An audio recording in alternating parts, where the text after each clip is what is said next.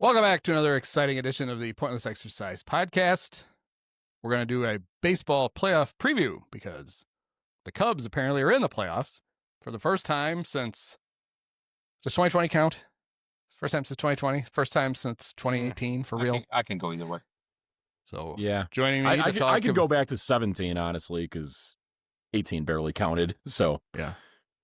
So, joining me to talk about the playoffs are Oleg and Praz. Hello. Welcome, guys. The Cubs have not scored more than one run in a playoff game in their last 5 playoff games. 4. 5 if you count game 163 against the Brewers, which I always count, which actually doesn't count because it's a regular season game. Yeah, blah, but blah, it's an blah, extra blah. game. It's after the season, so therefore it's postseason, even though it's part of the season. They lost game 5 to the Dodgers in 2017, 11-1. That's right. Mm-hmm. Then they lost 2-1 to the Brewers, Mm-hmm. 2-1 to the Rockies, Mm-hmm. 5-1 to the Marlins, and 2-0 to the Marlins. Mm-hmm. The only run scored in the entire series was a home run by the great Ian Happ, Mr. Clutch. Yes, Mr. Who Clutch has a chance to put his Yes. record of playing in 8 losing Cub playoff games without a win. Yeah. He can put it out of reach. He can get all the way to 10. Wow. Nobody will love her. Or if Craig Right. does some creative benching, who knows how many he could tack on this year? Just play him once against he just plays once against the Padres. Then he only plays twice against the Brewers. Yeah. Then he only plays 3 times against the Phillies. Yeah. And then in the World Series against the Guardians in the rematch, he only plays 3 times in that one. And he loses them all, but the Cubs win the World Series. There we go. Perfect strategy. Perfect I like the way that strategy. goes. Yeah. I hate to burst your bubble, and I hate to play the role that Oleg normally plays here to defend Ian Happ, but he actually has been pretty damn good, like basically the entire second half. So I think him being in the lineup would actually be a good thing. It will come. I don't believe you. It will come as a surprise to an awful lot of my friends to hear you say that I defend Ian Happ. I don't know. I think I just more make fun of Andy because he seems to always get hot right before we do our podcast. Yeah, you say that all the time, but there's been a lot of podcasts when it wasn't true. Right. So back when Chip Carey was announcing for the Cubs, I got hard to work, and I invented this thing I can attach to my TV that would block out Chip, so I could watch Cub games without Chip. Well, a couple of years ago, I took that and modified it. I don't see any Ian Happ stuff except when he strikes out, so I see a lot of that, or when he misplays, or when he dives unnecessarily for fly balls. So I only see him like 7 or 8 times a game. That's all I see. There you go. I don't see any of the good stuff that he supposedly does. I will say that in Monday's newsletter, where I did a little preview with the Padres, I actually say something kind of nice about Ian Happ because he's one of only 2 Cubs whose hit were to shit in the second half. Yeah, just him and Nico. Okay. And that's it. Yeah. Right. Although we know that everybody's heating up now because I'm sure the Padres pitching staff will be just like the Cardinals one. Okay. Yeah. But we're going to get to the Cubs later. Yeah. We're going to start our preview in the American League. Yeah. And I guess we'll start. Well, we have the times. We know when everybody's playing. We know what networks they're playing. That's right. So on Tuesday, the first game you're going to get to see starts at noon. It's the Detroit Tigers at the Cleveland Guardians. That's right. On ESPN. There we go. Then the Cubs are going to play at 2:00 on ABC. That's right. I can't wait for the announcing team to be reunited of Don Drysdale, Earl Weaver, and Reggie Jackson. Just like the last time they played the Padres on ABC. The Don Drysdale did play-by-play? Yeah. Oh, wow. I wonder if we'll get any like active players in the booth too, because typically that sort of thing happened. Like, wasn't Reggie active in '84 when when the Cubs were in the playoffs against the Padres? I feel like that'll happen on like the studio shows every now and then too, where you get an active player. Well, remember we got Al Leiter in the NLCS in 2000. That's right. Not active in the playoffs, just a player who's yes, active in the playoffs. All right, what time, Reggie? What time's your game? All right, could you do how many innings could you do in Chicago of the Cubs? You got the hyperspeed jet, Reggie. Come on, we know you got that money. Hey, in 1984, Reginald Martinez Jackson was an all-star for the California Angels. Yeah. Although, was he? He hit 223 with a 300 on base, a 406, like 25 homers, 81 RBIs. That was the last All-Star appearance for Wrigley. Yeah. How old was he? Like 38? Derek Jeter All-Star.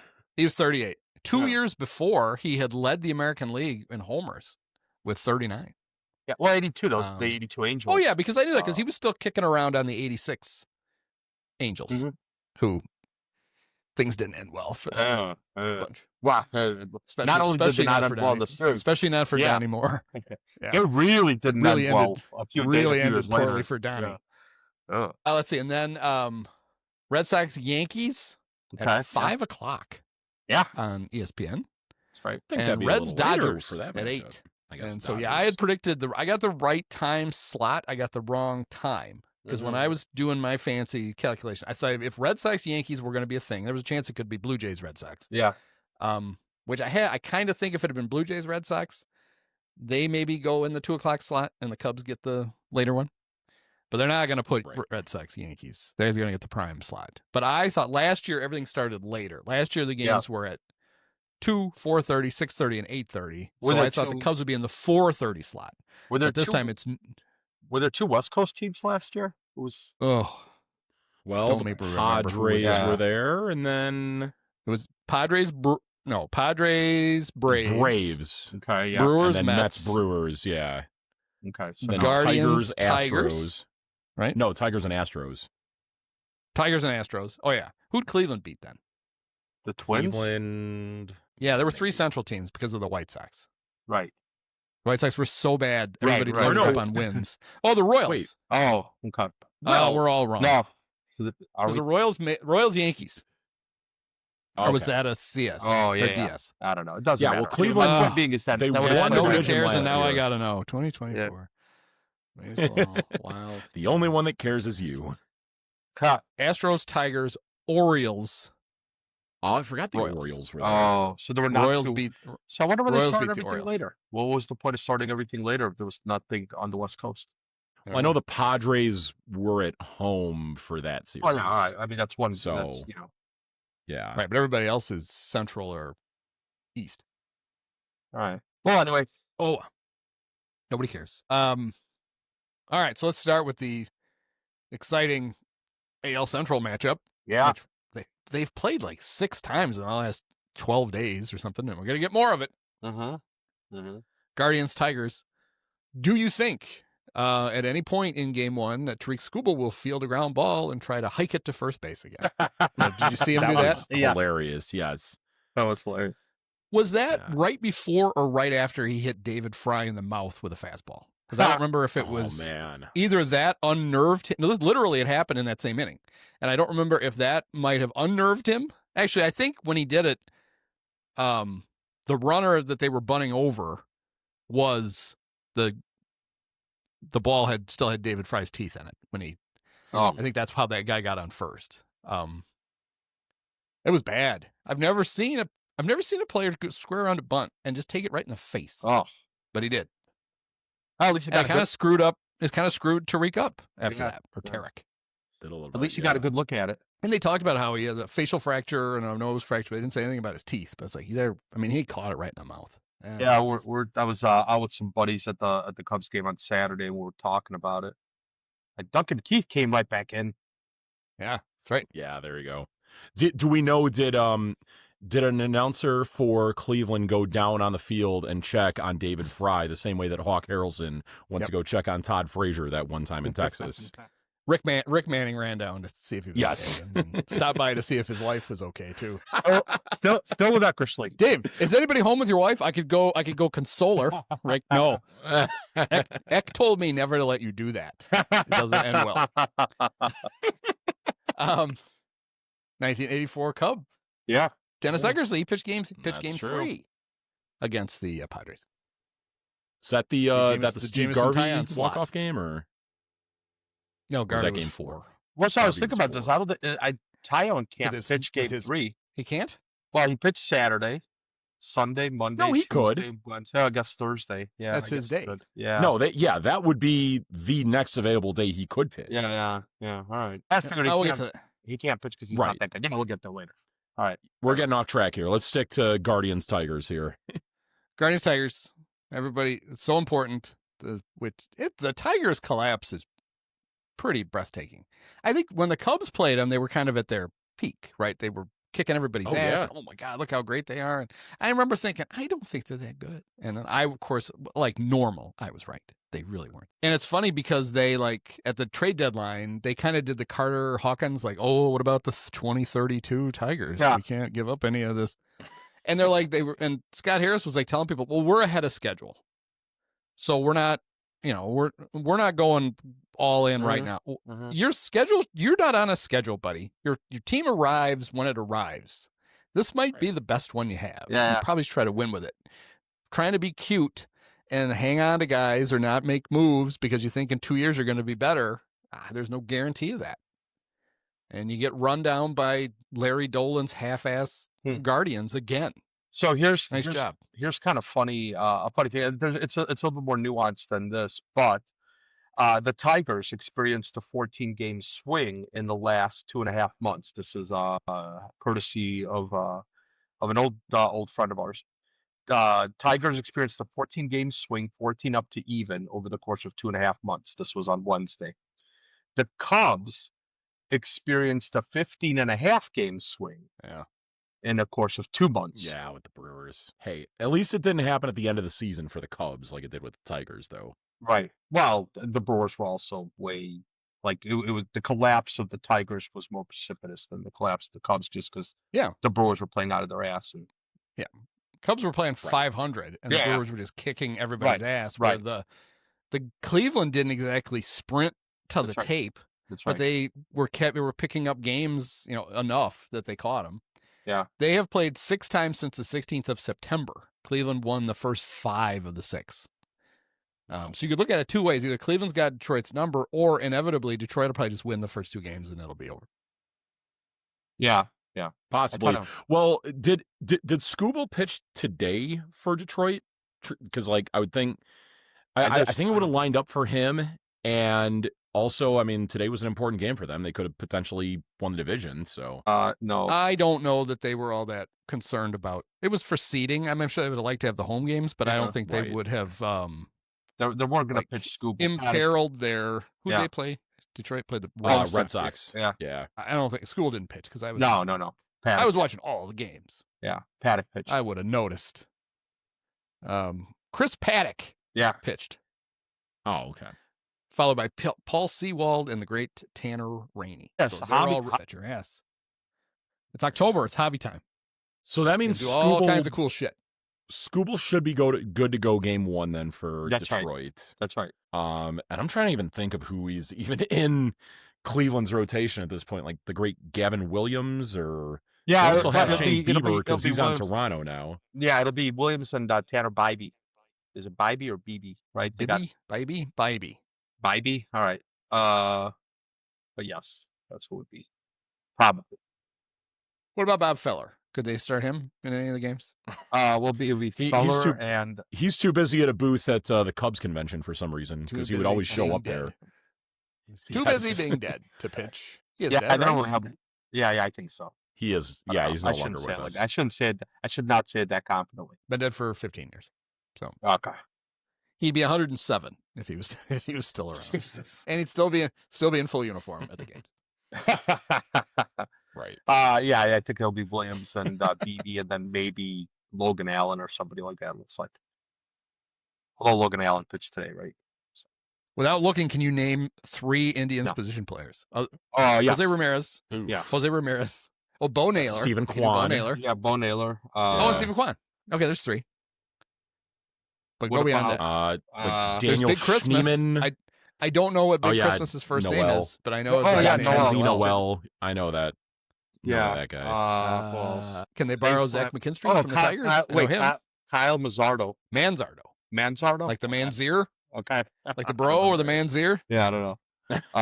Him. Who else? How do they keep doing this? They don't. I don't know. That like Brian Rocchio, is he still there? They're the Piranhas. Where's Ozzie Guillen to call them the Piranhas? Yeah, just like the Twins used to be. Oh yeah, okay. I was gonna say that was the Twins, but Yeah, not a chance. There's not a chance that I could have named. I don't more than 3 position players. I think by that logic that we can barely name anyone in their starting lineup. I think it's a pretty safe bet the Tigers will win this series.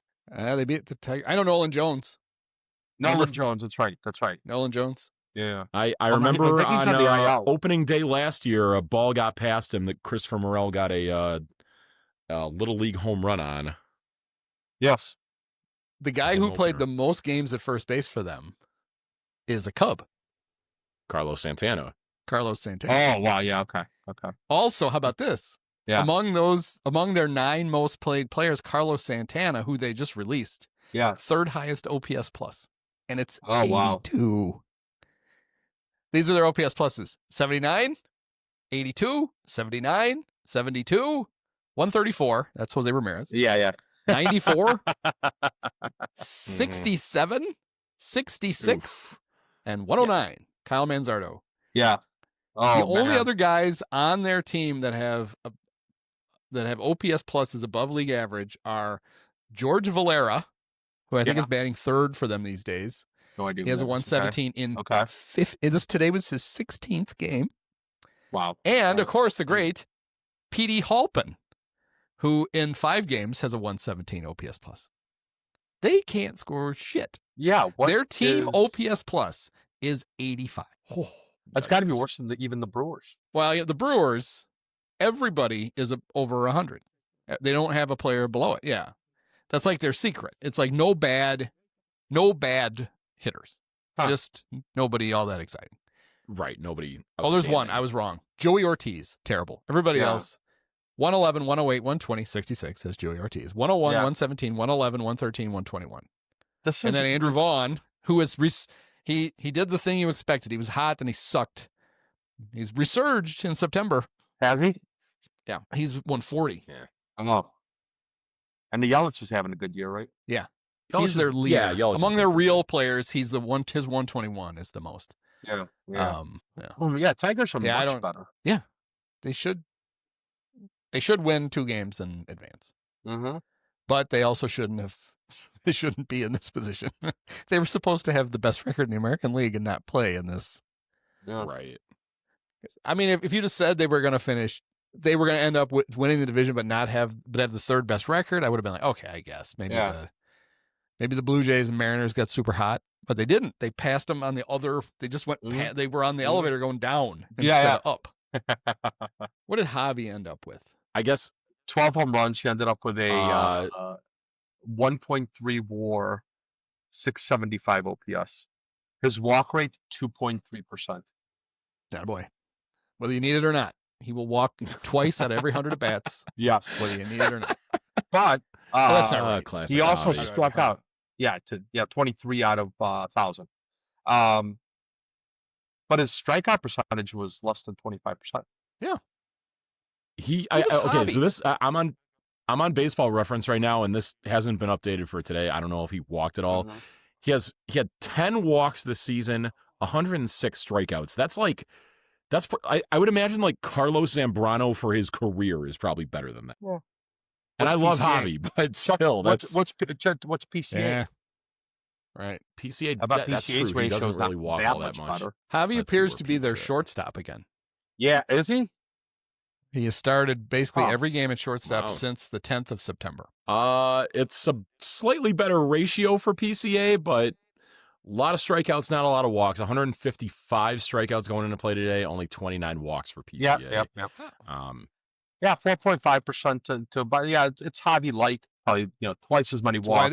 I guess the one. That's why they were traded for each other. They crossed in the airport and they transferred. They became one. They passed. I made the joke today that basically the Cubs and Mets did the same thing when they played each other today, that all the hitting ability of the Mets was transferred to the Cubs for this weekend. Yeah. The way they've been knocking the ball around. We'll talk about it later. But yeah, anyway, I think the Tigers winning too. More than likely, yes. The only thing I worry about with the Tigers is maybe not so much for the Tigers, but just Cleveland finds a way to pieced together a bullpen, and even without Emmanuel Clase there, like, still got some pretty good pieces in Cade Smith, Jacob Junis, the one young kid, Parker Messick, they called up. Yeah. It's just hard to win when you only score 1 or 2 runs, and that's all. Like, for sure. It could very well be a very like 2020 Cubs Marlins type series for them. Yeah. What they're gonna need is an inning like the Max Scherzer inning in the 2017 NLDS, where they score in the most ridiculous ways possible. Right. The catcher's interference and an error and a blimp that fell on the field and trapped one of the fielders. He couldn't get to the ball. And yeah, there was all kinds of stuff that happened in that inning. I would put my money on the Tigers, but because the family owned, I'm gonna have to. Right. Come on. The Dolans. I want to get a full playoff share from Uncle Larry. Yeah, thank you for admitting your conflicts of interest. You're better than Tom Brady already. Oh, I'm taking all these secrets right back to. I couldn't even remember the name of the manager a minute ago. Yeah, but I'm gonna call Steven up. Hey, it's Andy Dolan. Yeah. No, I don't actually own. No, I don't actually own any of the team. We have the same name. I can't help you with their Cablevision either. That's the same guys. I don't have anything to do with that. No, I'm not. We're not related to the Cardinal from New York that the Pope fired either. No. We're not really nobody. Just a bunch of farmers from Illinois. But, okay. Do I have secrets for you? Don't stop batting Bo Naylor fifth. Yeah. All right. Thanks. Did you know that Javi Baez is the shortstop again for the Tigers? That's right. It's my piece of intel. How did I find out? I read it on Baseball Reference. I went to his page. That's how I found it. Yeah, I know. You guys aren't doing those K analytics anymore. Actually, right. Bo has there's hidden productivity with the great Bo Naylor. Okay. Oh, he has all in September. He got hotter than shit. I believe he had a big hit today too. Let's see. Yes. Okay. So here is OPSs by month: 679, 670, 516, 728, 474, and then in September 835. 3 homers, 14 RBIs, 276, 317, 517. So there you go. Well, Bo is ready to roll.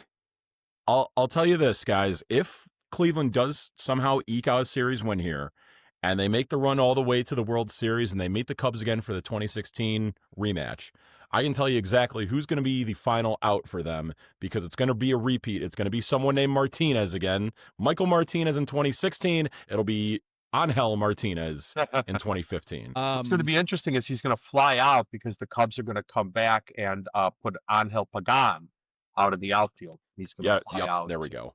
Who's going to be the lefty that has to come in and has never had a save before to finish it? Jordan Wicks? Oh, he got a saved. No, Jordan Wicks has 2 saves. Yeah. We shouldn't have pulled him before the 9th inning. Overqualified. Jeez. Could have saved him for when we needed him the most to get his first career save. Maybe Justin Steele? He was on the dugout today. Was he? They're going to Kyle Schwarber him. He's just going to show up for the World Series. Oh, that'd be fun. Or how about this? What if the Cubs make the run all the way to the World Series without Cade Horton, and then he gets activated before Game 7? But he has to pitch left-handed because of his ribs? Exactly. Yes. Yeah. He could probably do it. All right. The other American League Series is one. I don't know. Have these teams ever met in the playoffs before? It's the Boston Red Sox against the New York Yankees. Is that what it is? The Yankees? I've never heard of them. Clearly, they've never. Oh, how fun! Thank God we get to watch this again. Yeah.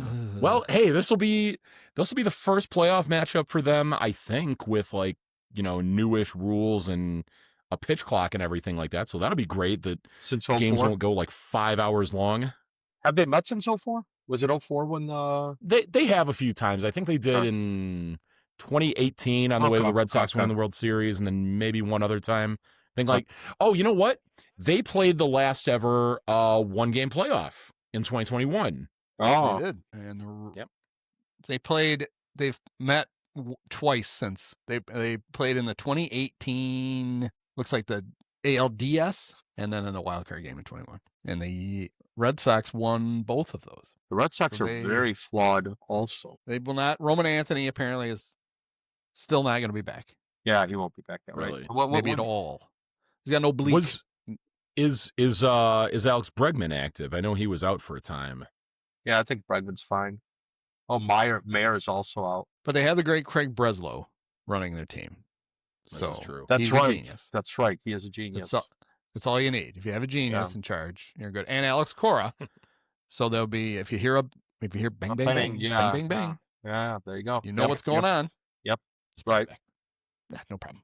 Well, they didn't fire him, right? They just never because he was a first-year manager, so they just never they just never paid him. No, right? they fired him. It was paychecks. Carlos Beltran is the one who didn't get to manage because of Oh, yeah. Okay, got it. Yeah. They just stopped sending them paychecks, right? Put up his office. Because Cora was their manager when they won the World Series right? Am I dreaming that? In 18? When they beat the Dodgers? Yes. Yeah, he was there. I believe that was his first year there, actually. Well, it must have been if he was on the Astros in 2017. If he was on the right. Yeah. Coaching staff. Yeah, because it took a couple of years for them to figure that scandal out, right? It wasn't immediately. Well, yeah, baseball didn't want to. No, that wasn't. That wasn't uncovered. Baseball didn't want to after... investigate it. They just what? Mm-hmm. Yeah, it was like sometime early in 2020. Mm-hmm. He got let go after the 19 season, sat out the COVID year, and then came back in 21. Mm-hmm. But he got fired. They made a big. Did he get fired? Or did he get opt out of that season? Was he one of the COVID opt outs? Nope, he got fired. And then they brought him back. Who managed? I forget who they had. Oh, it was former Brewers manager Ron Renicky managed them for a year. I know a bunch of random stuff about the Red Sox. You're fired. Yeah. Wink, nudge. That was when they had the Chaim Bloom, and then he was still there when they brought him. He'll be busy fixing the Cardinals now. Yeah, Chaim Bloom. Yep, what a squad! What a squad he's got to work with too. Enjoy that. Yeah. Oh, that makes me happy. John Mosaic set the table real nice for him. So, who do you think? So we're gonna get to see the great Aaron Judge play in the right. That's right.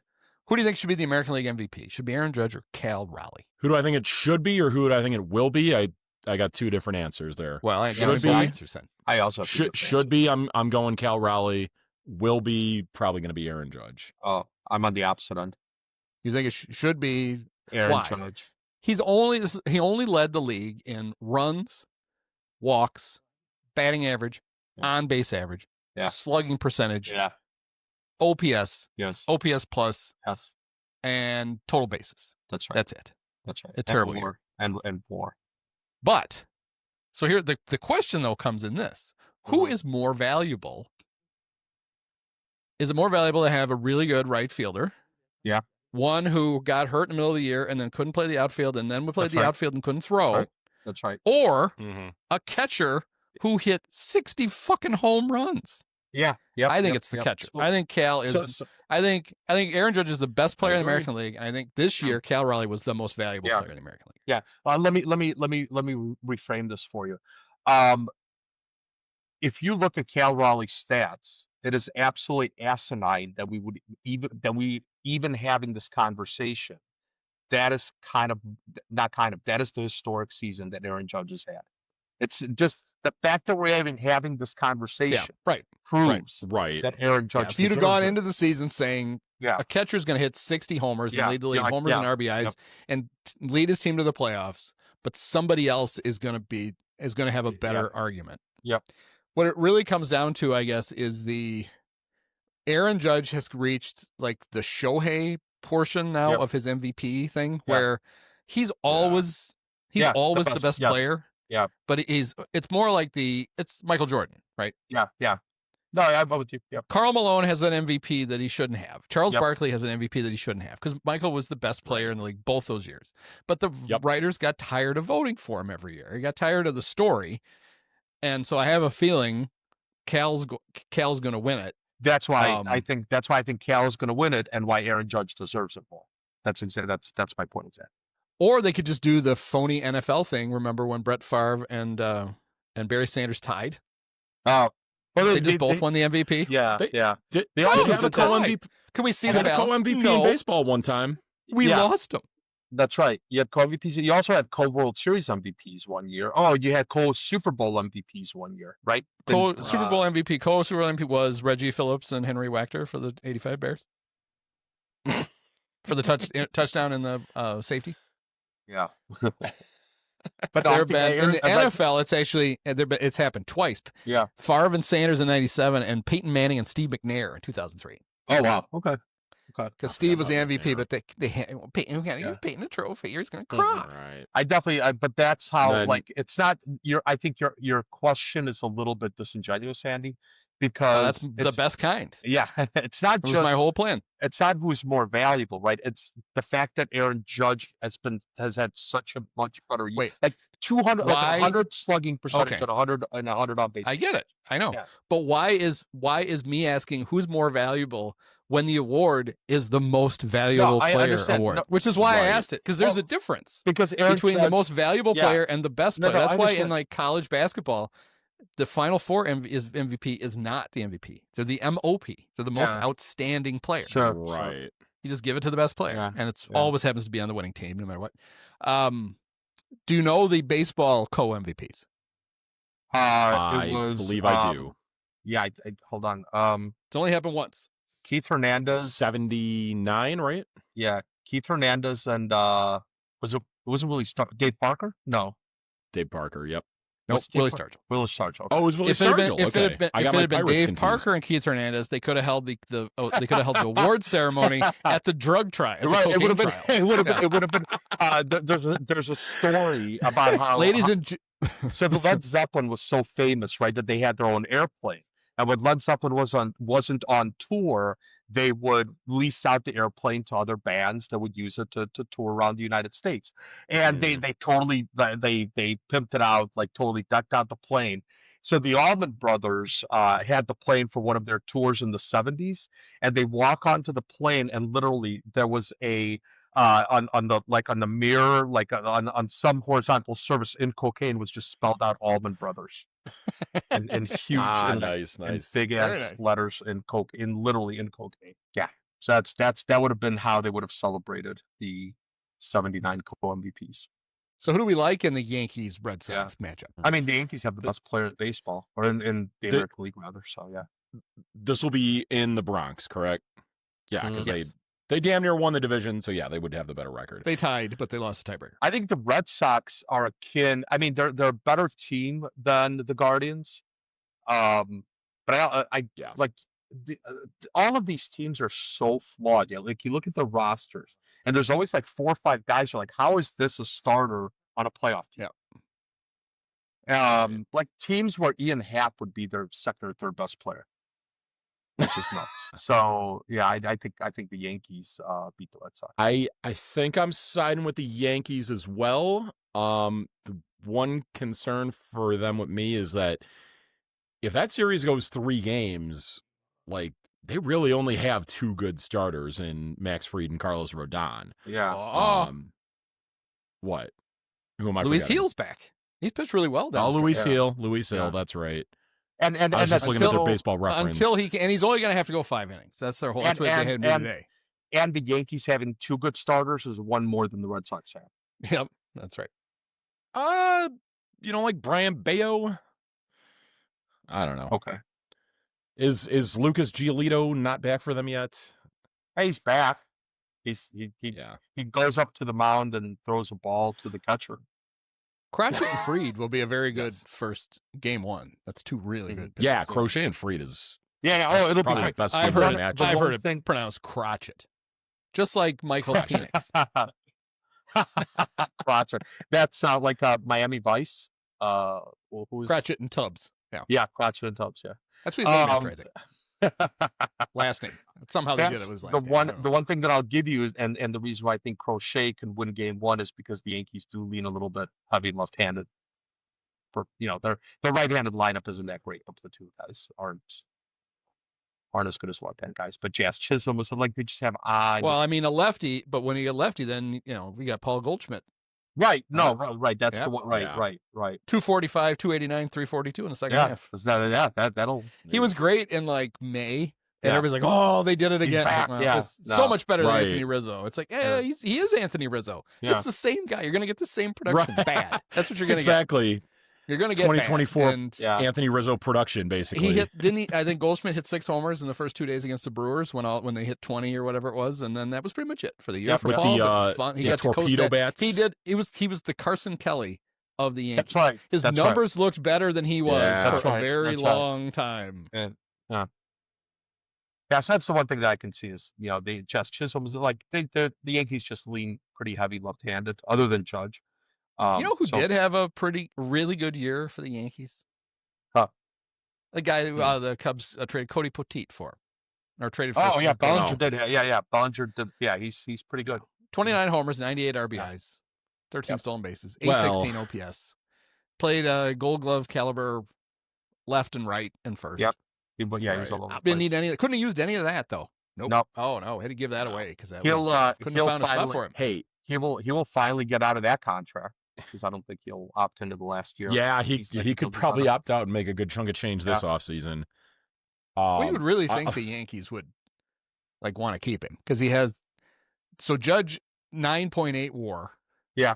But the next best is Cody at 5, which is a lot. That's good. That's really good. Yeah. Hey, in fairness to the Cubs, Cody Bellinger hit 10% of his home runs in one game against the Cubs, and I think it was the one game where Chris Flexen started and a bunch of other bums pitched in that game because that was at the time when Tyone, Shota, and obviously Steele were all on the injured list. So, could be. Yeah. I'm not taking that in defense of the Cubs. I could give two shits. They actively played worse players than him all year long because they didn't want to pay him. That was why they did it. They didn't get anything for him. If they'd have turned him into something, I could see it. Yeah. But it was just a flat salary dump to the point where they kicked in money. They paid the Yankees $5 million to take him. But hold on. The Cubs didn't this was after the Cubs got Tucker. This was, you're not. Michael Busch was fine at first base, probably had as good of a year as Bellinger. The Cubs didn't Bellinger could have played left field instead of Happ. Yep. Right, but that wasn't going to happen when they're paying Happ. Yes, it was. If I was running the team, it would have happened. Right. I wouldn't. It should happen in the playoffs. I would have went to Ian and said, "Do you want to get traded?" And he said, "No." I said, "Well, you don't. So you don't want to play this year?" Because you're going to be the extra outfielder. I don't care what we're paying you. You're going to sit on the bench until you say yes and you leave. Well, that's what they should do in the playoffs. Ballesteros should be your DH, and you should have an outfield of Tucker, Seiya, and PCA. Yeah, and if Ian asks why, you just point. You just do you are 0-8 in the playoffs. Well, beyond that, no Cub has ever been this bad in the playoffs ever. Right. Beyond that, Ryan Terrio wasn't 0-8. Yeah, because he was 0-6. Right. But he wasn't even 0-6. Right. Neither was Alfonso Soriano. Alfonso Soriano and all those guys. Yes. All four of those guys are better than Ian Happ. But those guys played on two Cub teams that didn't win playoff games. That's right. Happ played on they not only won playoff games, they won a series. Yeah. And he wouldn't play any of the games that they won because when he comes in, they would immediately give up and lose. Ian's in. It's over. Granted, the 1 year that they actually did win games, he wasn't a full-time player, though, in 2017 as a rookie. But I digress. Well, Andy, if he had been a full-time player, then they wouldn't have beat the Nats. Yeah, Andy, let me correct you on one more point, though. It wasn't that everybody gave up because Ian. It's because Ian is so great that everyone just stood around watching him. All right, guys. Ian's right. Ian's got it handled. We don't have to do anything. Yep. That's fine. If I may play more into whatever Praz thinks of me. I mean, go up there with a broken bat, and you're like, "Oh, my bat's broken." It doesn't matter. Ian's going to hit a home run. I'll swing with the broken bat. No, who cares? It doesn't matter what I do. Right. Ian's going to save us. Ian's got it. And I'll talk about it on my podcast later. Yep. We're going to have to record a podcast every day just to make sure that Ian stays hot. Is that how that works? Yeah. I'd do it. If it would somehow work, I would do it. Yeah, it's not like I think the Yankees I think they're considerably better than the Red Sox. But and we'll talk about it. These series are designed for anything to happen. Right. And then when a higher seeded team loses, the baseball writers all act like it's some sort of oh my God, they choked. It's like you literally set up a format to try to encourage upsets. And when you get upsets, then you're mad. So great. Maybe change the format then. Is the idea to have anything can happen, or is it for the best teams to advance? If the best team is supposed to advance, then this is the 3 out of 5 round. The DS becomes 4 out of 7, and so is the LDS and the World Series. Yep. But it's not. They want this to be, oh my God, because chaos. somebody's got an elimination game in game 2, And then if you make it to game 3, both teams have an elimination game. That's the whole reason for this. So you don't get to act crazy when That's right. Like, oh, the best team got knocked out in 2 days. Yeah. You literally set a trap for them, and they fell in it. For sure. What will be hilarious, though, is say, our predictions come right and the Yankees do win it. Seeing some Yankee fans probably celebrate that series win as much as they have any of their World Series wins after all the years that they've lost to the Red Sox in the playoffs in recent years. We finally got over the hump against them. So, Okay. So then we get to the National League. And the first series is the West champions. Hang on. Sorry, Andy. You want to do the National League wild card first, or do you want to just finish up the American League? So do the go through the whole thing? Yeah. Oh, yeah, we can do that. I guess. Okay. No. It's up to you. No. But I mean, we'll be back, assuming the Cubs win the wild card series. Yeah, but then let's not get ahead of ourselves. Oh, I see. Well, we'll be back for other shows. So, but I'm not going to remember who I picked. Okay. All right. Well, we don't have to spend a lot of time. We'll do it. So if it's whoever, so it's Guardians, Tigers play Seattle. The Mariners. Yeah. Okay. Seattle. Okay. I'm taking Seattle. It's about time they actually stop stepping on themselves in the playoffs. I think that's right.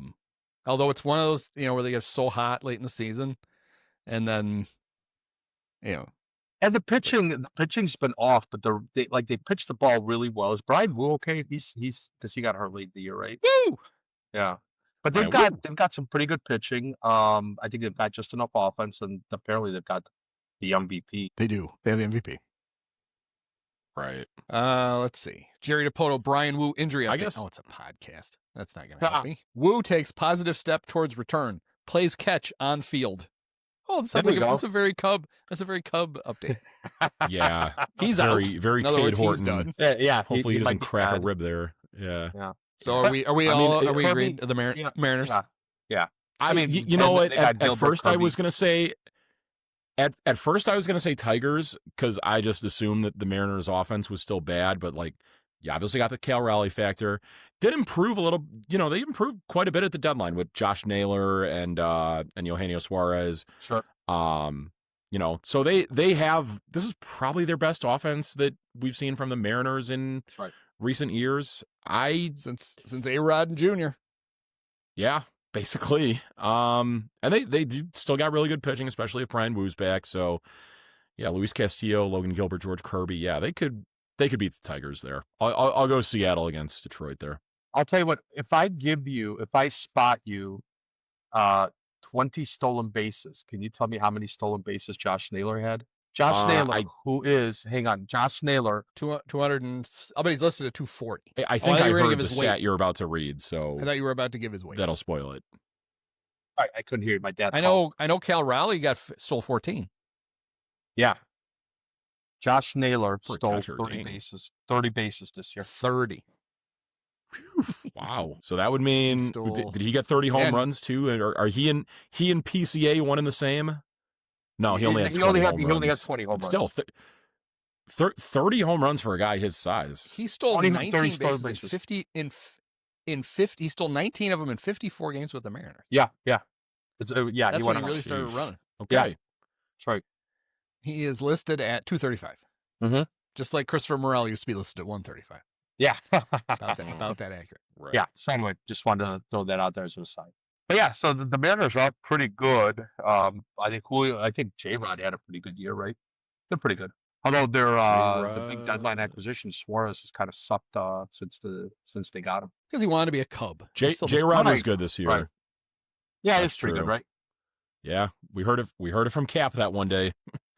Yeah. And then it never happened. Yeah, he only hit 193 for them, but he hit 13 homers in 52 games. Yeah, J-Rod was a 30-30 guy. J.P. Crawford had a nice year for them. Yep. Yeah, they're we know Randy Arozarena is a postseason player. That's right. Very good. Good call.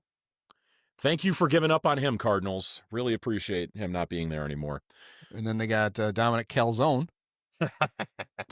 Oh God, that's a name that triggers me from earlier this year. Seriously, did he have two? Up the Cubs that one series. Yeah. Miles Mastrobuoni. Yep. Yeah, we haven't done. We should do. We haven't done the ex Cub. The ex Cub thing. Yeah. They don't have a Is lot. Mike Royko still with us? They still have Dan Vogelbach. Is he still Vogel's still playing for them? No. Still got Robinson Cano. They still have his contract, probably. Probably, Oh, it's nothing like Monday or Sunday Night Football score. Packers are up 13-2 over the Cowboys. Yes. Yeah, don't see that a lot. Did you see how the Cowboys got the 2? Because I have it on right here. Jordan Love fall on the ball and hit his balls on the ball and roll into the end zone.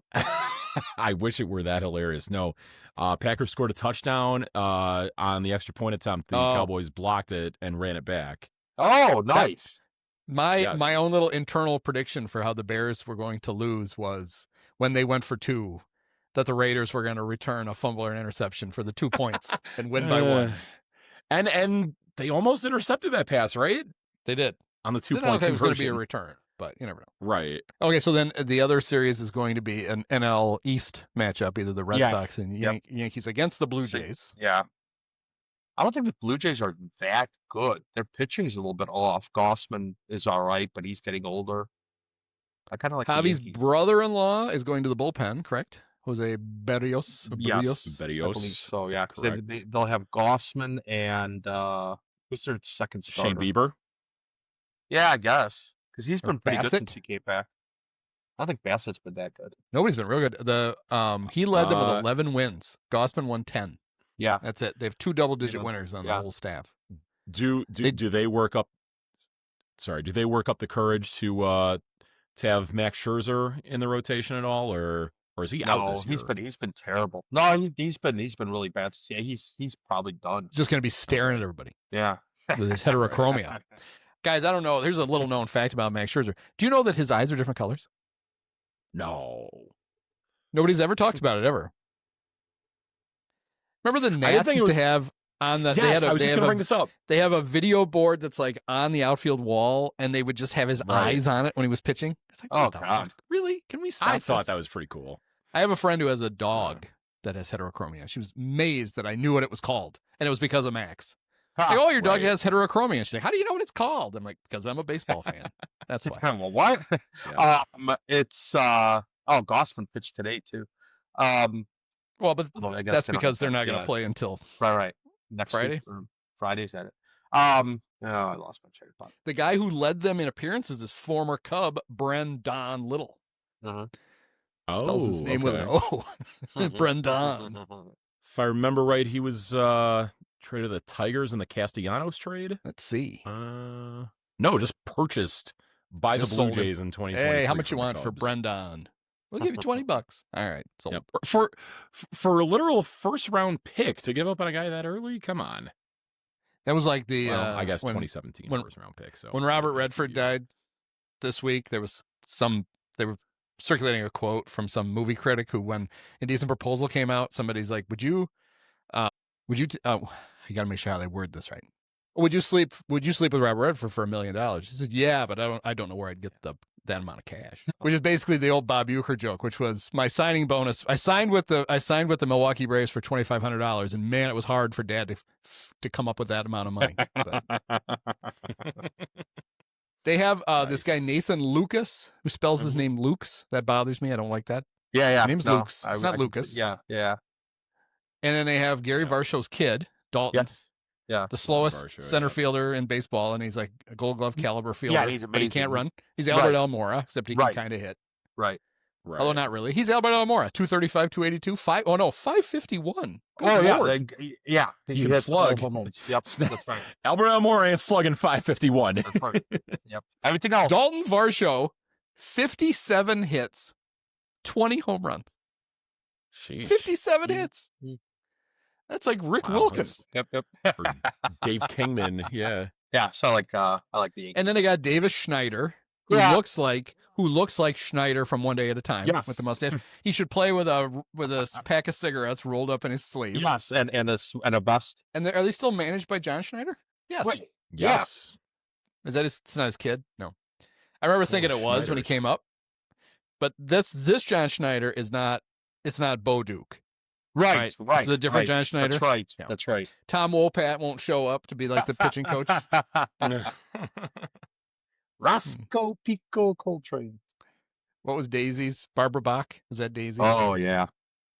I don't know if you saw when they made the movie The Dukes of Hazzard and they dug her up to be and make a cameo. Ooh. I don't want to do that. Similar to, if you ever seen the movie The Fall Guy, which I loved. I thought the Fall Guy movie was really good. Heather Thomas and Lee Majors show up at the end. Oh, really? No. Heather might be in her 60s, but her face is like 12 years old because it's all plastic and all brand new. And it's like, what? What did you do to yourself? There's no way that you think that looks good. But anyway, the two Heathers from the late 80s.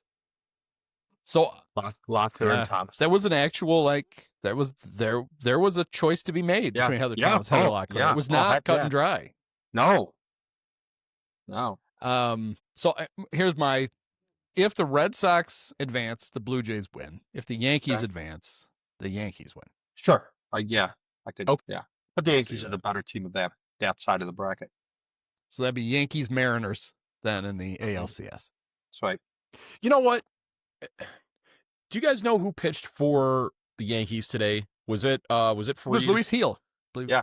Luis Heel pitched today. Okay, never mind. Then I'll stick with my pick. Because if it was Freed or Rodon pitching today, I may have considered switching the Yankees Red Sox pitch to the Red Sox. None of the teams that were tied that were in, they weren't going to pitch their playoff starter today. Right, it was not important enough to anybody. These 2 out of 3, in fact, the home field has been a disadvantage in this. The road teams have won more games since they went to this format than home teams have, and more road teams have won series than the home teams have. So the teams aren't that. Only the Cubs are worried about, we got to have the games because we need the gate. Because the cheapest motherfuckers in the world own the team, and they're like, oh, we need the money. God forbid, we need the money. Everybody else was like, what gives us the best chance to put the best team on the field in the playoffs? Right. It could have mattered if they really wanted to go for it, because whoever won the AL East had enough wins to be the winner. That's true. Of the bye. Right. This one was a bye. You could have missed this whole round. But that's a pretty big risk to take, because if you lose it with that guy, then you're screwed in the other one. You've got it. Yeah. But also I don't think the Yankees had to worry about it because it wasn't Freed's turn, and they couldn't have pitched him on short rest. Okay. So it didn't matter. Gotcha. All right, we ready for the National League? Yeah. Well, do we want to do the LCS? Let's do it. Oh, Mariners, Yankees? Yeah. I'll go, I don't want to see the Yankees again, so I'm going to pick them. I don't either. For a very good reason. Fuck, I don't want to see the Yankees in another World Series. They screwed up last year's World Series. It sucked. That's right. It was their fault.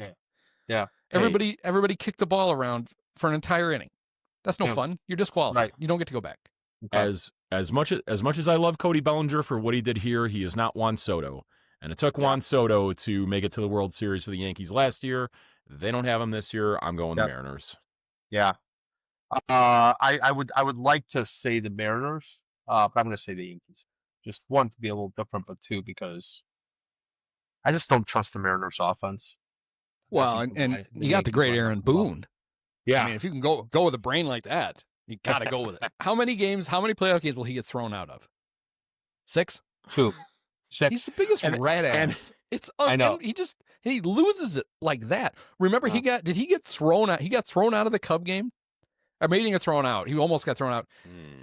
The game with the Cubs, they challenged to play at third base, and they won. Yeah. And he was so mad that they had to challenge it that he started screaming at the ump for getting it wrong, even though replay got it right. And you're just like, would you just calm the fuck down, buddy? They fixed it. Well, I shouldn't have had to use a challenge. Blah, blah, blah. It's like, shut up. Well, it didn't cost you a weirdo. challenge. Like, it didn't cost you anything. No, because he got it right. He got to keep the That's challenge. Right. He wears a watch, so he's probably like, this is wasting time. I got somewhere to be. I'm buddies with Rob Manfred. We want to keep pace of play. Come on. I gotta go. Cody Bellinger played in 2 wild card games. 333, 455, 333. He played in 6 NLDS series. 205, 287, 333. He played in 4 NLCSs, 270, 350, 494. And he played in 3 World Series, 121, 159, 273. So, really good in the wild card round. Be very good and he'll be very good in the LCS. But everything the else, other 2, worthless. He's going to be worthless. In the World Series that he was on when the Dodgers won, he hit 136. Well, that was literally when he ruined his career. Yep. Oh, It's still the dumbest thing ever. right. Him and Kike did that stupid interlocking, like, high bicep thing, and he ripped his frickin' shoulder off. And he got to be a Cub eventually then. Yeah, that was... If it wasn't for that, he wouldn't have been a Cub. He had to go play for the Cubs. Yes. No, he would have signed a big... He'd have lots of money, and he'd still be playing for the Dodgers. Okay, now we're going to the National League. Yeah, let's do it. People on the YouTubes are like, it's about time. Yeah, you're an hour in. It took you an hour to get to the series we really care about. Well, guess what? We're not even going to that series. We're going to go to the other one. We're going to go Dodgers Reds. Nice tease, Andy. Yeah, there we go. Beautiful. And I got a real prediction here. Oh, do you? Are you taking the Reds? If they can win it in 2 games, they win it. If it goes to 3, the Dodgers win. I don't see it. Interesting. You get Hunter Green in game 1. Yeah. Yeah. Okay. And who's pitching game 2? Nick Lodolo. Lodolo pitched today. Lodolo today. It's got to be Abbott. So Abbott. Yeah. Their problem is they have no offense. Score any runs. Yeah. Small issues. For a team that plays at that bandbox too, like they do not score runs at all. What happened to all? Remember, they had so many young hitters. They didn't know what they were going to do with them. What are we going to do with these guys? Yeah. Oh my God! Look, we've got Encarnacio Strand. Yeah, well, it was even more pronounced than that because they had a lot of shortstops. It was the same problem that they thought the Cubs had, right? And it turned out the same way, which is like, you got none. At least fine. He did not have the year I thought. I picked him as my MVP. He did not. He was awful in the second half. Yeah, he was not good in the second half. Yeah, I like the Dodgers. This is the one series where I think the Dodgers bullpen woes won't matter. The Dodgers don't have a good bullpen, but I think that first of all, you're going to have some of the starters who have to be in the bullpen. But you don't like the fact that Dodgers throw. You don't like the fact that in the last week of the season they had to give Clayton Kershaw and Roki Sasaki crash courses on how to pitch out of the bullpen because they're going to be there like 2 other important bullpen people. Well, I don't think Kershaw's going to make the wild card. Oh no, I was going to say Kershaw's not going to be on there. I thought. Yes, he is. In fact, they gave him another. He got another bullpen tune-up today to get ready for it. Oh yeah, he's pitching. Oh, I thought that was just out of like good faith. That was his last start. They set it up so his last start was at Dodger Stadium. Their intent. They need. It's not just like it'd be nice to have Clayton. They actually have to have it. They need him. In their bullpen. Interesting. Okay. And I can't wait for him to further soil his legacy by giving up his last pitch ever will be a pitch at frickin' or it'll be in Dodger Stadium, but it'll be a home run to some fucking slappy to Gavin Lux. Right. Former Dodger great Gavin Lux. Yeah. There we go. TJ Friedel took him into the upper deck. Yeah, because I mean, let's face it, the Dodgers are going to throw out Ohtani and Yamamoto in the first 2 games. Yeah. They can have Snell. Right, Snell's healthy again. They can have Snell. I think they announced that it will be Snell game 1. Really? Yeah, I think it was announced that Snell is going to go game 1. I thought it was going to be. I would think it would be Yamamoto then Shohei. Shohei is like ready to go 7 innings. He's amazing. Yeah. Interesting. Okay. They very slowly ramped him up. And he went 6th the other night, and he was throwing 100 miles an hour in the 6th. Yeah. And it's back to the ridiculous Bugs Bunny. It's like, God damn, how could one guy be that good at baseball? Yeah. So I mean, what else? So then they'll have the 3 starters lined up in case it goes 3 games. I don't think the Reds. That's just overwhelming for anyone. I would say this, that I feel like the Dodgers are a team that kind of coasted a little bit in the regular season, and they're saving their best baseball for right now. I don't think they coasted on purpose. I think they coasted because of injury, but they no. I think they slow played bringing guys back because they knew they were in the playoffs. Well, and in fairness too, NL West was a pretty damn tough division this year too, because you had 2 teams right on the edge of the wild card, window, and the Giants and the D-backs that almost made it. So. And you got the Padres to deal with too, although you got one very easy team beating the Rockies. Oh, sorry, really quick. Kershaw started today. Oh, he did? All right. Oh, he did? So then this is what I just saw is right. And that's they expect him to pitch out of the bullpen in the DS if needed. He's not going to be on the wild card roster. That's right. Yeah. So you guys were interesting. Okay, right. You were right. Gotcha. All good. By the way, do we know the that river in Cleveland that apparently caught on fire like 40, 50 years ago? The Cuyahoga River, right? Oh, wasn't does that Does that flow all the way through Ohio to Cincinnati? Because I feel like there might be something in the water with these Ohio teams that neither of them can hit. You have Ellie De La Cruz leading the way for the Reds among like their starting group at 108 for an OPS plus, and then you have a 105 with Austin Hayes, 101 with TJ Friedel, 100 Noelvi Marte, and then a bunch of 90s and 70s and 60s all over the place. So, yeah, give me the Dodgers in this series, and I think it'll be fairly quickly. Yeah, I mean, we haven't even mentioned Glass now, who may not pitch in the who they don't have room for. Yeah. How come they move that guy to the bullpen? That'd been my put him in as closer. Didn't probably hurt warming up. Isn't river, that what the river in Ohio in Cincinnati is the Ohio River. Cuyahoga is a different part of the state. But I didn't know if Cuyahoga the twain flowed all the way to there. A really good REM song. The Ohio River does go to Pittsburgh, however. Oh, it's one of the three That's rivers. True. The three rivers. The Monongahela, the something, and the Allegheny, and the Ohio. Those are the three rivers for Three River Stadium. And I know the Great Lakes because of Holmes. Holmes. Huron, yes. Ontario, Michigan, Erie, Superior. Oh, I just memorized them. I didn't realize that there was a pneumatic. Yes, it's pneumatic. It's air powered. A mnemonic device for it. Yeah, the more I think about it, the less I think the Reds are going to win. But I don't care. Yeah, nobody's holding me to these predictions. No. I do like Hunter Green. I think he's really good. He's really good. Right. Yeah. If not for show or for what's his name? Seiya. Would have no-hit the Cubs.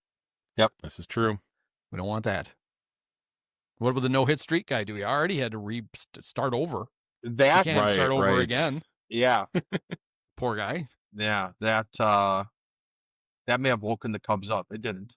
Hey, I did say it on Blue Sky that night. Delayed. If the Cubs had gotten no hit, it delayed, yes. But if the Cubs had gotten no hit, I mean, there's a precedent for Cubs teams against no hit getting no hit and reaching the NLCS that same year. Precedent is Chris Bryant saves your ass the next day. True. And then he go on a hot streak. I don't think he's around to do that, or anywhere for that matter. He doesn't exist anymore. He's not dead. Are we sure? Ha!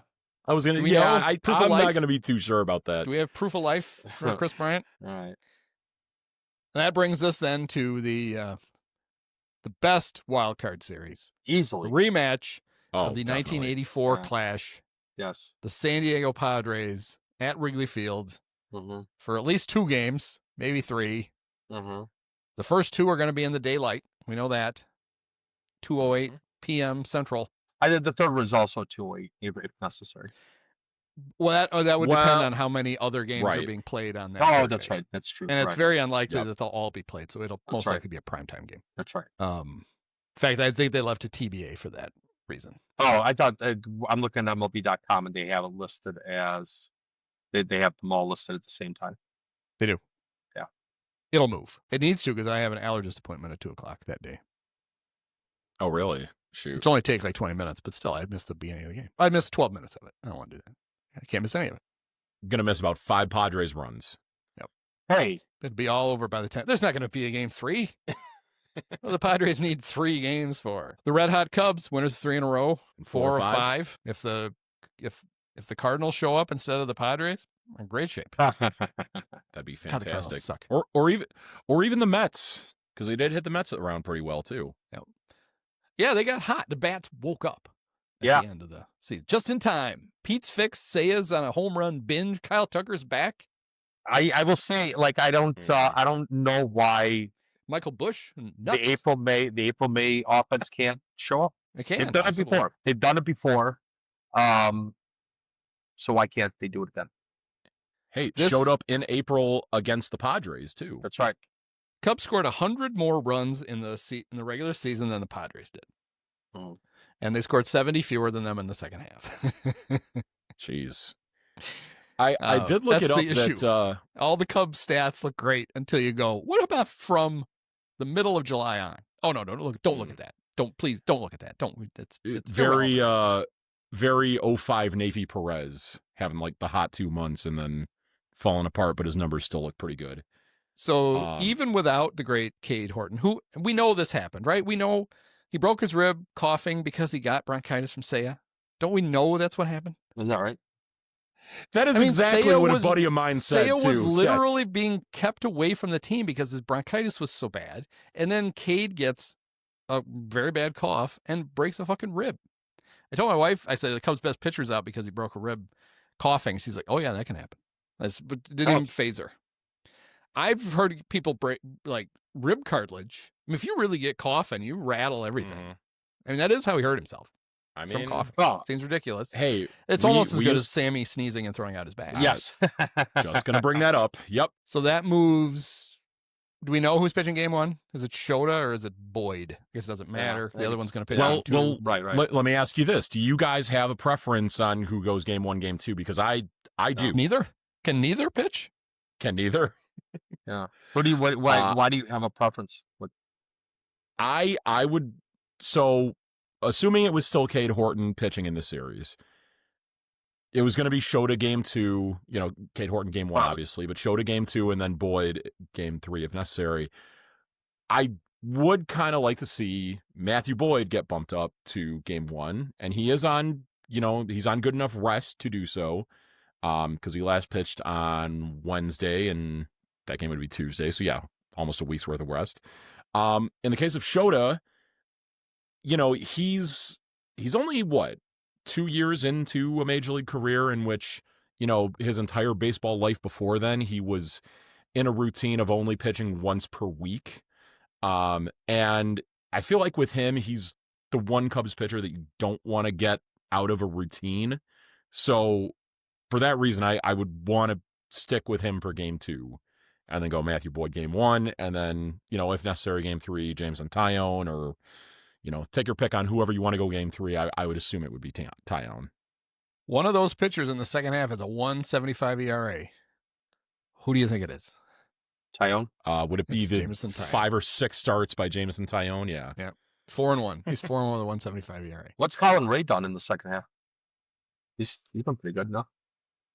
Maybe he should be the game one starter. Not sure. Possibly. He will be facing the Cardinals, right? No. So Boyd, as much as he struggled, Boyd's still very good at home, which is good. Yes, because that's where they're going to be.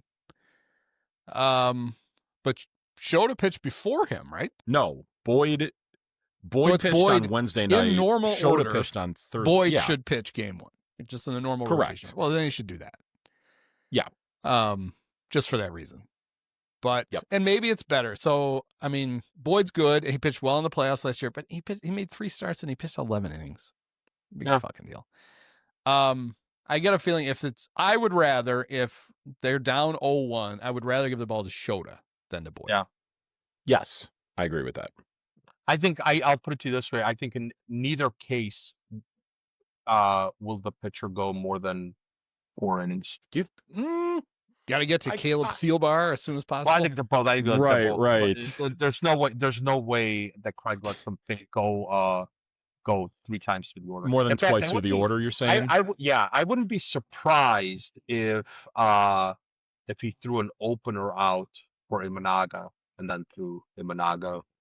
I don't know if this is the part of the show where you guys want to talk about like roster decisions for what this series might be, but one thing I do wonder about, like, is there, I know during the regular season there's a cap, like it's going to go back to 26 men, and you can have as many as 13 pitchers during the regular season, but you can have less than that if you want.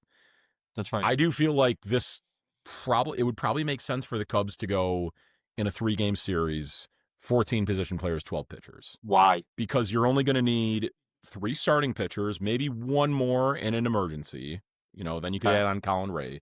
And then you'll have, 8, 9 more bullpen arms? Like, you should be able to get through that with 9 bullpen arms. I wish Dave was here today. I feel like Dave and I talked about this, and I think most teams in this 3-game series do keep an extra position player for that reason. You just don't. Right? Yeah, because you've basically got 2 extra people in your bullpen because you only have to have 3 starters. You don't have to have 5. So you actually end up with an extra pitcher, an extra reliever, and that allows you still to have an extra defensive player. And it depends. If you're a team, honestly, a team that really doesn't need it is probably the Cubs, who basically play a Craig pretends he doesn't have a bench half the time. Mm-hmm. But you got to put Billy Hamilton somewhere. Correct. Yeah. At home watching the game like the rest of us. Hopefully. We should go over to Terrence Gore's house. They can watch together. Yeah. Look, it's why didn't that guy swing? I would have swung. We know, Terrence. We know you swung. We saw it. Listen, Billy Hamilton is more than welcome to be on this team. Just do not let him near the bat rack, okay? Just I guess he can put on the sliding glove. He can put on his defensive glove if he's a replacement. Don't let him near the bat. If he gets Ballesteros on the team, I'm all for it. If you want to, I was going to just say, if you want to have the extra position player, there needs to be a use for him. Yeah. So their bench, we know Turner's on it. We know the carjacker is on it. So we got those two. Willie Castro's on it. Willie Castro's on it because he's the only guy that can play half the positions. Yeah. So there's three. So then you can have Moises, or you can have you don't have to worry about Owen Casey because his brain never got unscrambled. I don't think they're going to put Kevin Alcantara on it because Craig doesn't seem to ever want to use him. It comes down basically to whether you want Carlos Santana or not. Yeah. Is it worth having Carlos Santana? What's the use for him? Well, I guess the use for him is, well, let's see. They're not going to face a lefty starter, are they, for the Padres? No. It'll more than likely be Pavetta, King, and a righty. Right. Pavetta, King, and Cease. Yes. So it would maybe be, Randy Vasquez. Are you in the middle of the game when Adrian Moron comes in? Right. Are you going to hide Bush and then need Carlos to play first, basically? Right. And then Carlos has to bat, and the rest of the at-bats after that. Or Turner. I think if they keep Santana, it's with the idea then that if they have to take Bush out, they have a much better defensive first baseman than if they have Turner at first. But here's the thing, though. But is that worth an entire roster spot? Right. Well, Andy, here's what you're saying is that, so far you've mentioned three guys for sure, and then it comes down to either bias, and it's only the fourth guy. So you don't need to keep the extra position player. Right? You mentioned Reese McGuire, Justin Turner, Willie Castro. Yeah.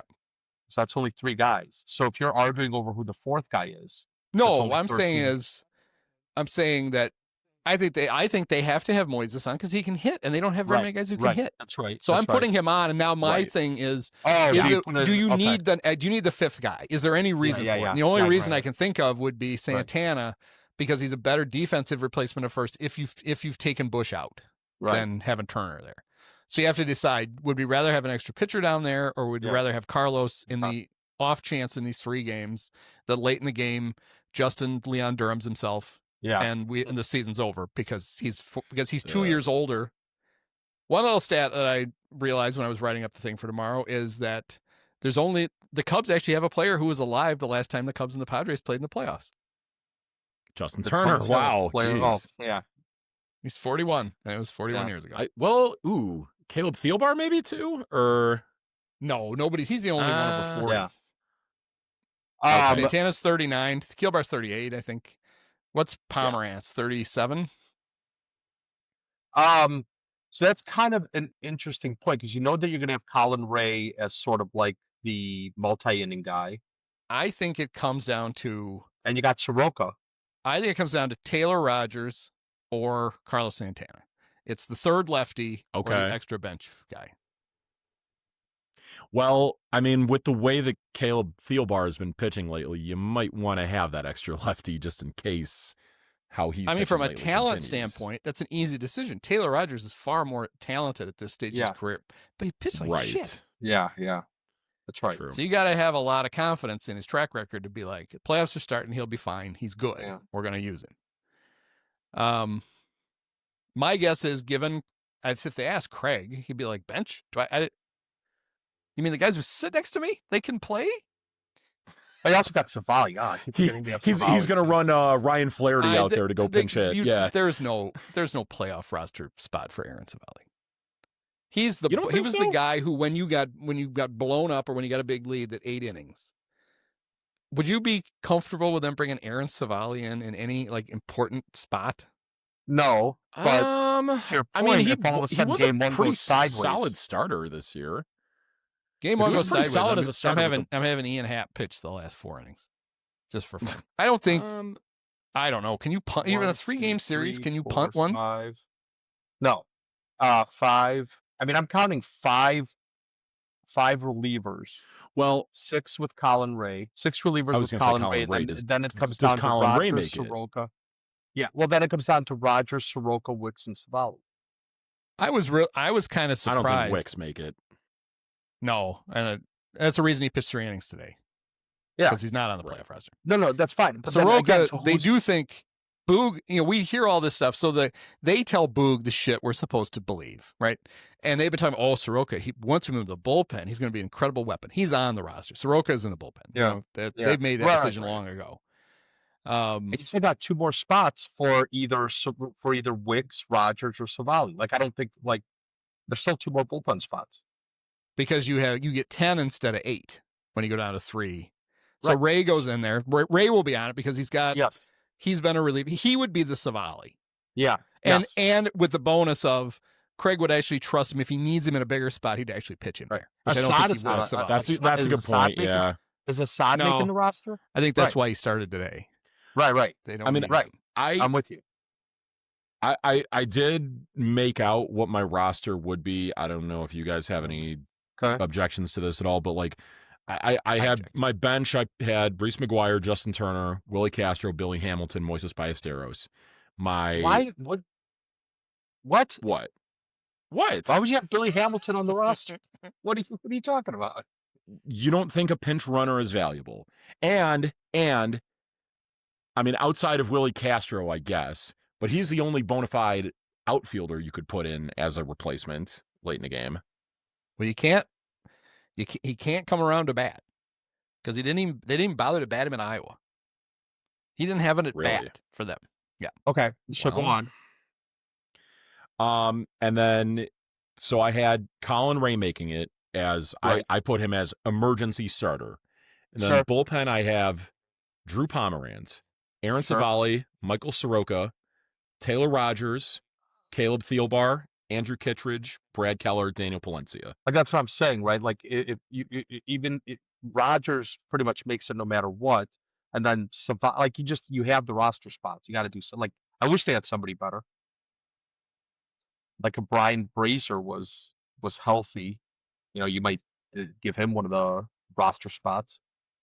That's also too many lefties. It's a lot of lefties who you're not going to use against right-handed hitters. How about Ethan Roberts? Can we bring him back?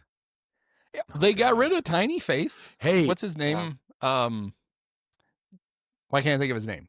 The guy they just released. Who? Nate Pearson. Oh my God.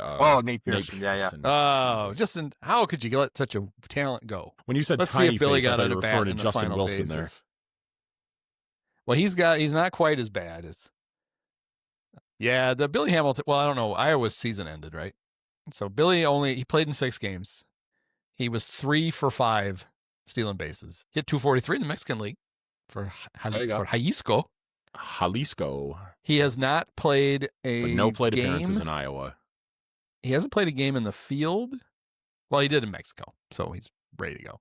Since 2 years ago when he played 3 games for the White Sox. Yeah, I would argue Carlos Santana. Why is it Carlos Santana not? Did they release Carlos Santana? No. Did something happened? No, they sent him down to the complex at Mesa, basically, I guess. Oh, is that right? Because he's not on the on FanGraphs roster resource. Oh, how did they do that without releasing him?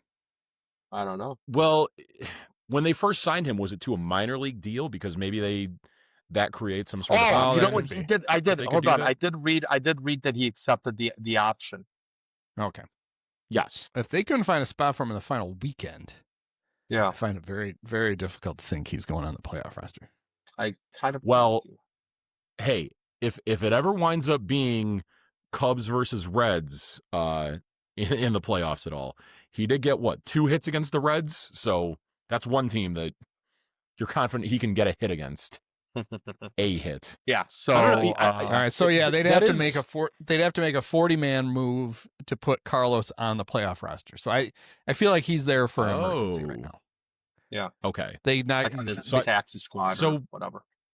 So Billy Hamilton is probably more likely to make it. I think he's not on the 40-man roster either. No, I don't think it's happening. I think it was a experiment that. I think there's a better chance of him coming over to your place to watch the games than of him making the roster. He's more than welcome to. Billy, I know you're a very frequent listener of this show.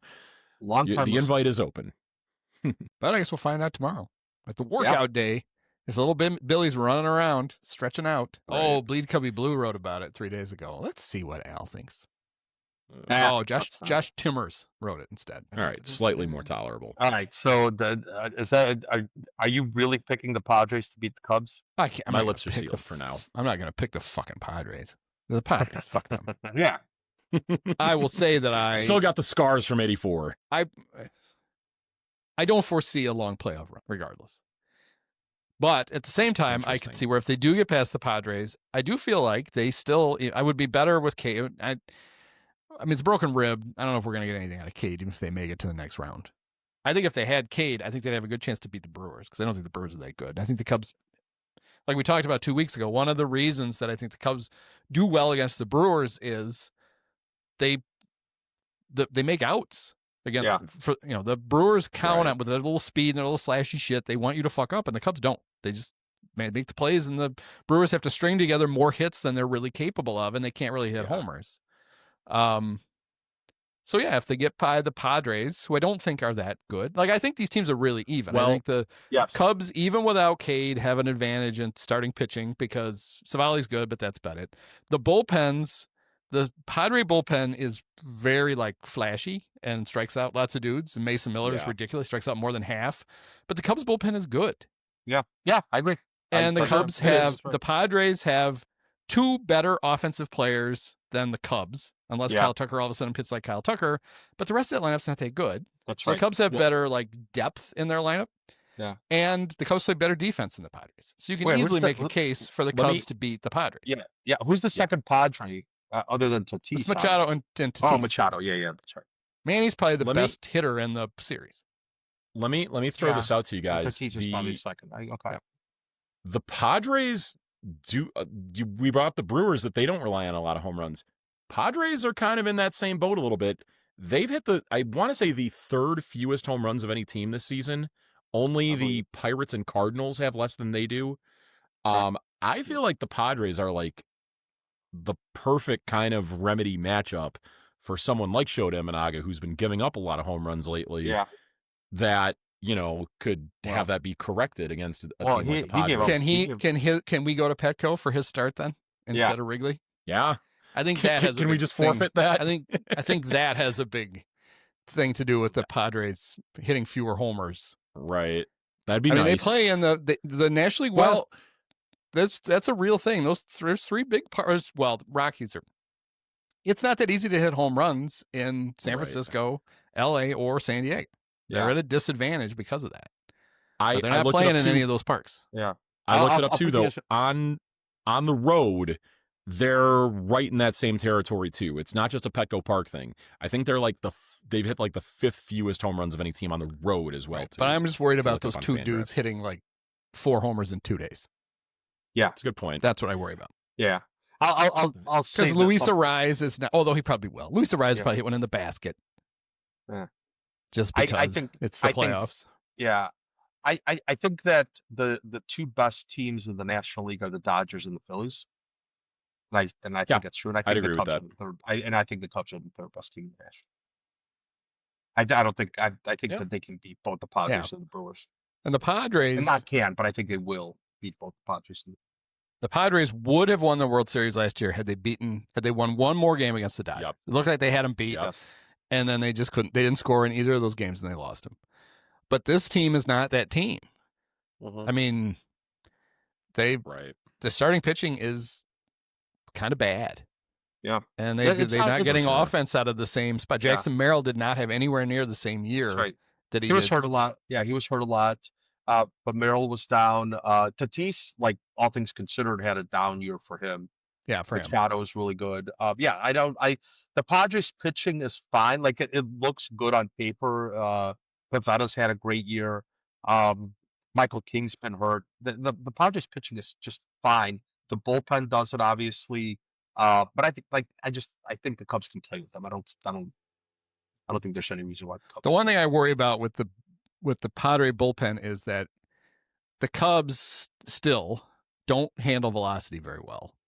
And that's all they're going to get. out of that Padre bullpen. Yeah. I think that there are I think that there's enough players who do hit velocity pretty well. I mean, I think Tucker is really good at it, and I think PCA is good at it. Yeah, but you don't have to throw Pete strikes. I worry about Pete in this series because he's going to want to have a big series, and he's not going to see a strike. And he'll probably be the guy they bring Mason Miller in for. I mean, I kind of think that if Pete, if Pete will just, if you can convince him in game 1, don't swing your first 2 at bats. Mm-hmm. He walks both times, and all of a sudden the Padres are like, shit, we got to pitch to him. But it's going to be the opposite. He's going to be swinging at the rosin bag. But you look at the same thing. Like, who was one of the Cubs' best postseason players during their run? It was Hobby. Yeah. And he's the exact same guy. It's almost, I could also see Pete, because he's Pete, just going nuts in the playoffs. Yeah. It would be great.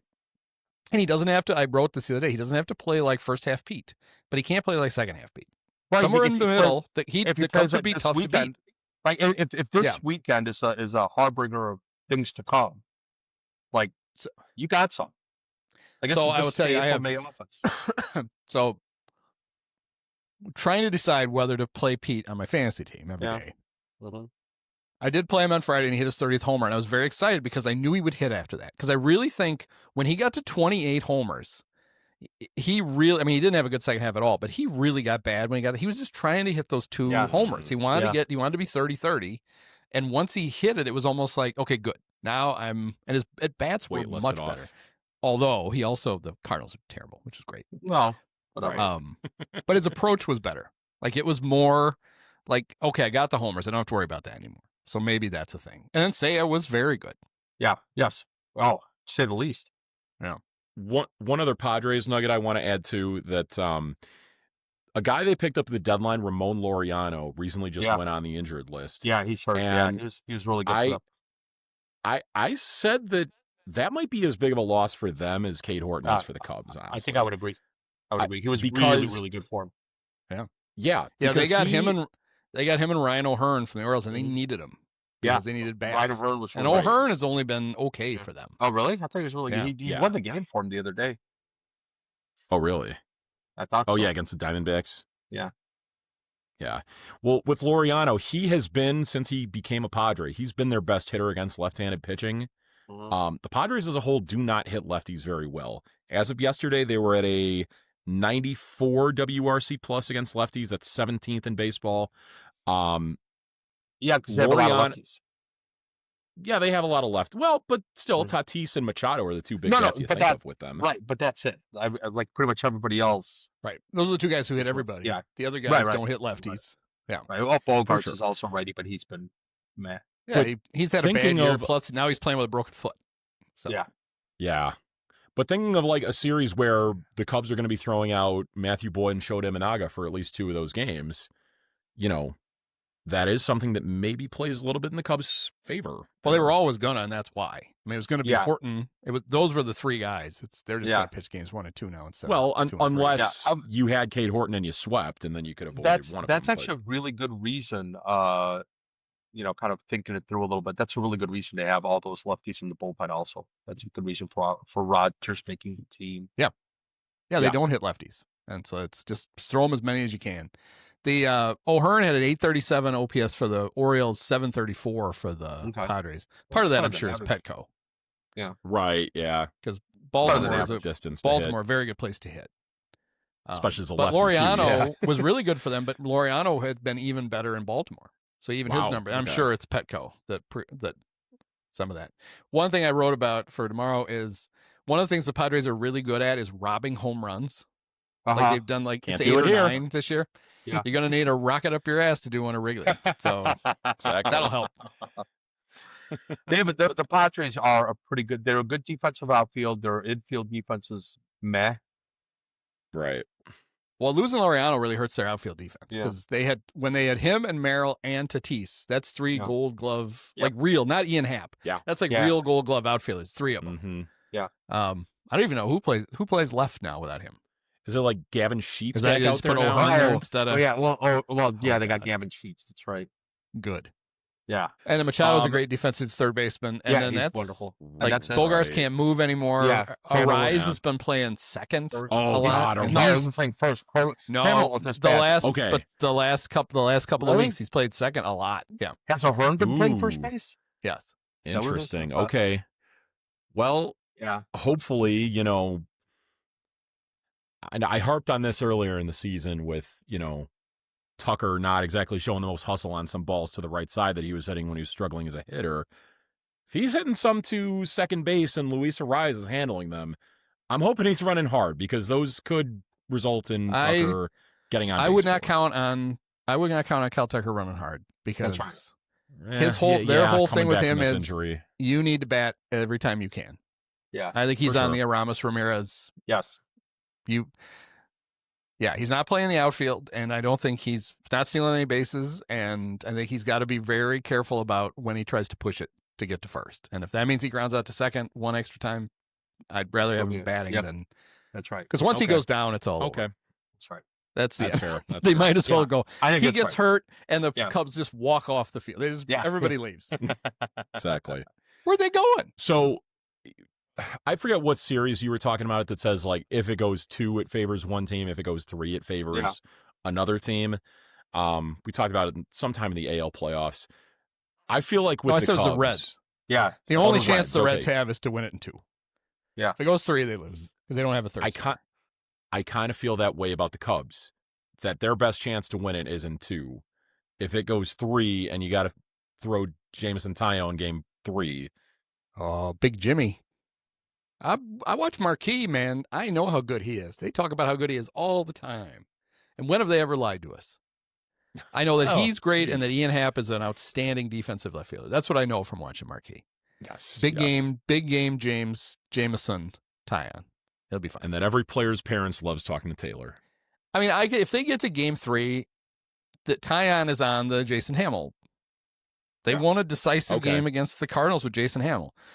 As soon as there's he gets in trouble at all, he's out. We're going to the bullpen. Get us as far, get as far in this game as you can. The difference was he won't bat. Hamill actually drove in a run in that game against John Lackey right before. That's what started the eruption that led to the Javi 3-run homer. It was a key moment in Cubs history.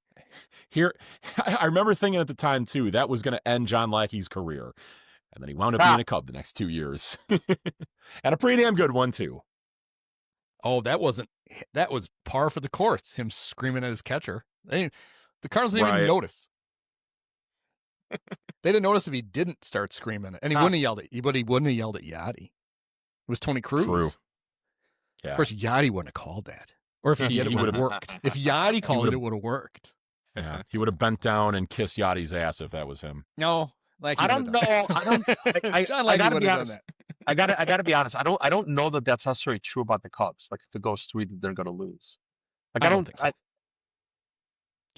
Because who's the Padres third? It's got to be Cease, right? Well, yeah, you got Cease, King, and I'm assuming it's not gonna be Darvish. Well, would it be Cease? They did announce it'll be Pivetta game 1, which that was obvious. Yeah, but I don't know if they announced game 2 or game 3 yet. I would say if King is healthy, it's King, and if he's not healthy, it's Cease. That's right. Okay. And if Cease starts game 2, it means they're really going to have to King's not starting game 2 either. Yeah. But the thing we're missing here about and I want to pull it. I need a visual aid for this before I get to this. I mean, we haven't mentioned the X factor with the Padres. The reason they don't have Martin Maldonado anymore. The reason that they will clearly they don't have Jason Hayward anymore. They don't need him. This is even better. The reason that they can't be beat. Why I'm going to have to pick him. I mean, look at that guy. Look at Mike Schilt. Look at him. He's a genius. How could you possibly contend with that? Oh man, it's true. That guy's. I'll tell you this much. That guy's mom 100% used Tylenol while she was pregnant with him. The crazy thing about Mike Schilt was his whole time with the Cardinals, I assumed he was bald. He just looks like a bald guy. Wow, yeah. But he's got like real hair. Yeah, like he's got an actual head of real hair. He's just so odd looking that with his hat, and he pulls his hat way too far. He's got like the Elmer Fudd like the flaps on the side. Like the he has a much better playoff record though than Craig Counsell. Mike Schultz, Craig Counsell's career playoff record is 7-12. Mike Schultz is 8-12. So that's a huge difference. Yeah. Huge difference. That's a whole extra win. That's 2 series wins versus 1. The funny thing is too, I was at the game on Friday out in the bleachers, and there were some Cardinal fans out there. Talked to some of them, and the funny thing is, like, of their last 3 managers, he's probably the best one of that bunch. Oh, he was the best one. He's the best one they've had since Tony. Yeah. He got fired for basically calling the front office on their bullshit, and they didn't like it. Like, right. We have this. He basically said, look, the things in this organization have to change, and this roster has to improve. And their solution was, you're fired. Yeah, and look at where their front office is at now with John Mozeliak on his way out. So he was right the whole time. Yeah.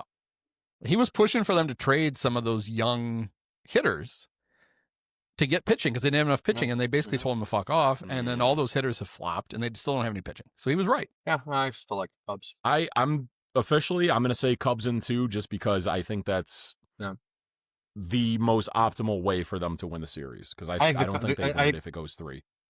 I think Cubs going to the NLCS. Okay. I'll say Cubs in 1. It's going to be such a third, just like the 13-0 shellacking back in '84. Rick Sucker's going to hit a home 13 something. Yeah. Rick Sucker. The Padres are just going to go home. They're just going to be, that was humiliating. Yeah. Let's get on the plane. Let's get out of here before we have to do this again. I can't imagine. Don't want to have to face Steve Trout. All right, so that would make Cubs Brewers round 2. Who do we like there? Cubs. For all the reasons we mentioned, Cubs I have a lot of confidence very well. That if I'm the Brewers, I want the Padres to win. Yeah. Yes. Because I think the Cubs are going to go in and beat them. I think so too. And I think they know it, and they don't. Their little ego can't take it because Big Brother was going to show up with other nasty fans. And by the way, beat them again. I heard this, that like people who are Brewers season ticket holders got like emails or letters from the Brewers saying like, don't put your NLDS tickets like on the secondary market. They really do not want Cubs fans being there for that series if it happens that way. And you know what? It's not going to work out. It's still going to probably be half Cubs fans there if it happens. Yeah. How are they going to prevent it? No. Like it's a payday for those fans. Like it's got to be exactly $200 a ticket. Yeah. There's no. I think Cubs are going to the NLCS. The interesting division series is going to be Dodgers Phillies. Yeah. Dodgers Phillies, Cubs Brewers. So who do you like? Dodgers Phillies. Man, that might be the World Series right there. Honestly. Nah. I'm saying like that might be the 2 best teams in baseball. That's what I'm saying. I think the big change in the LDS for the Dodgers is going to be now they can't use one of those starters in the bullpen, right? Because now you need 4 starters. And I think that's going to be kind of an issue for the Dodgers. But the Phillies, I don't know that they have enough starters either. They have 3 pretty good starters. With Wheeler, you know what? They sneaky have like a pretty deep rotation. Like I know they lost Wheeler, but like still got some good guys like Ranger Suarez, Christopher Sanchez, Luzardo. Yeah, all right. And then what? I don't know. Maybe I'm just thinking about what Luzardo did to the Cubs earlier this year, but and they have Aaron Nola. But hasn't Aaron Nola sucked this year though? Yes. Oh yeah, very bad. He was hurt. That he wasn't good. But he was very bad before he got hurt, which is not a great sign. They also signed Walker Buehler. Yeah, I think they might use him as like a 3-inning opener. Okay. He pitched well. Revenge series against the Dodgers. Well, he was great for the Dodgers in the playoffs last year. I don't know that it's revenge. He went free. He got a decent contract from the Red Sox. It's not like they. Yeah, true. He got $20 million. And they also got Taijuan Walker, bullpen stop. Yeah, Buehler made he made 2 starts, pitched 3 times, 3-0 with a 0.66 ERA, 10 hits in 13 innings. He's still his problem. He's not fully healthy. He's walking guys. He walked 6 in 13 innings, only struck out 8. But last year in the playoffs for the Dodgers, he was really good, and he hadn't been healthy all year. Yeah.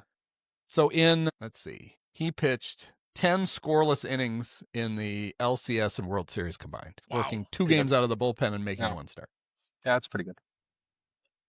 Like the Phillies are another team that's very the Phillies are another team that's pretty top. It's a really good top heavy in their lineup, right? I mean, they've got 3 amazing players at the top of the lineup, and then after that, it kind of gets Ben and Marsh has had a pretty good year. Alec Boehm's okay.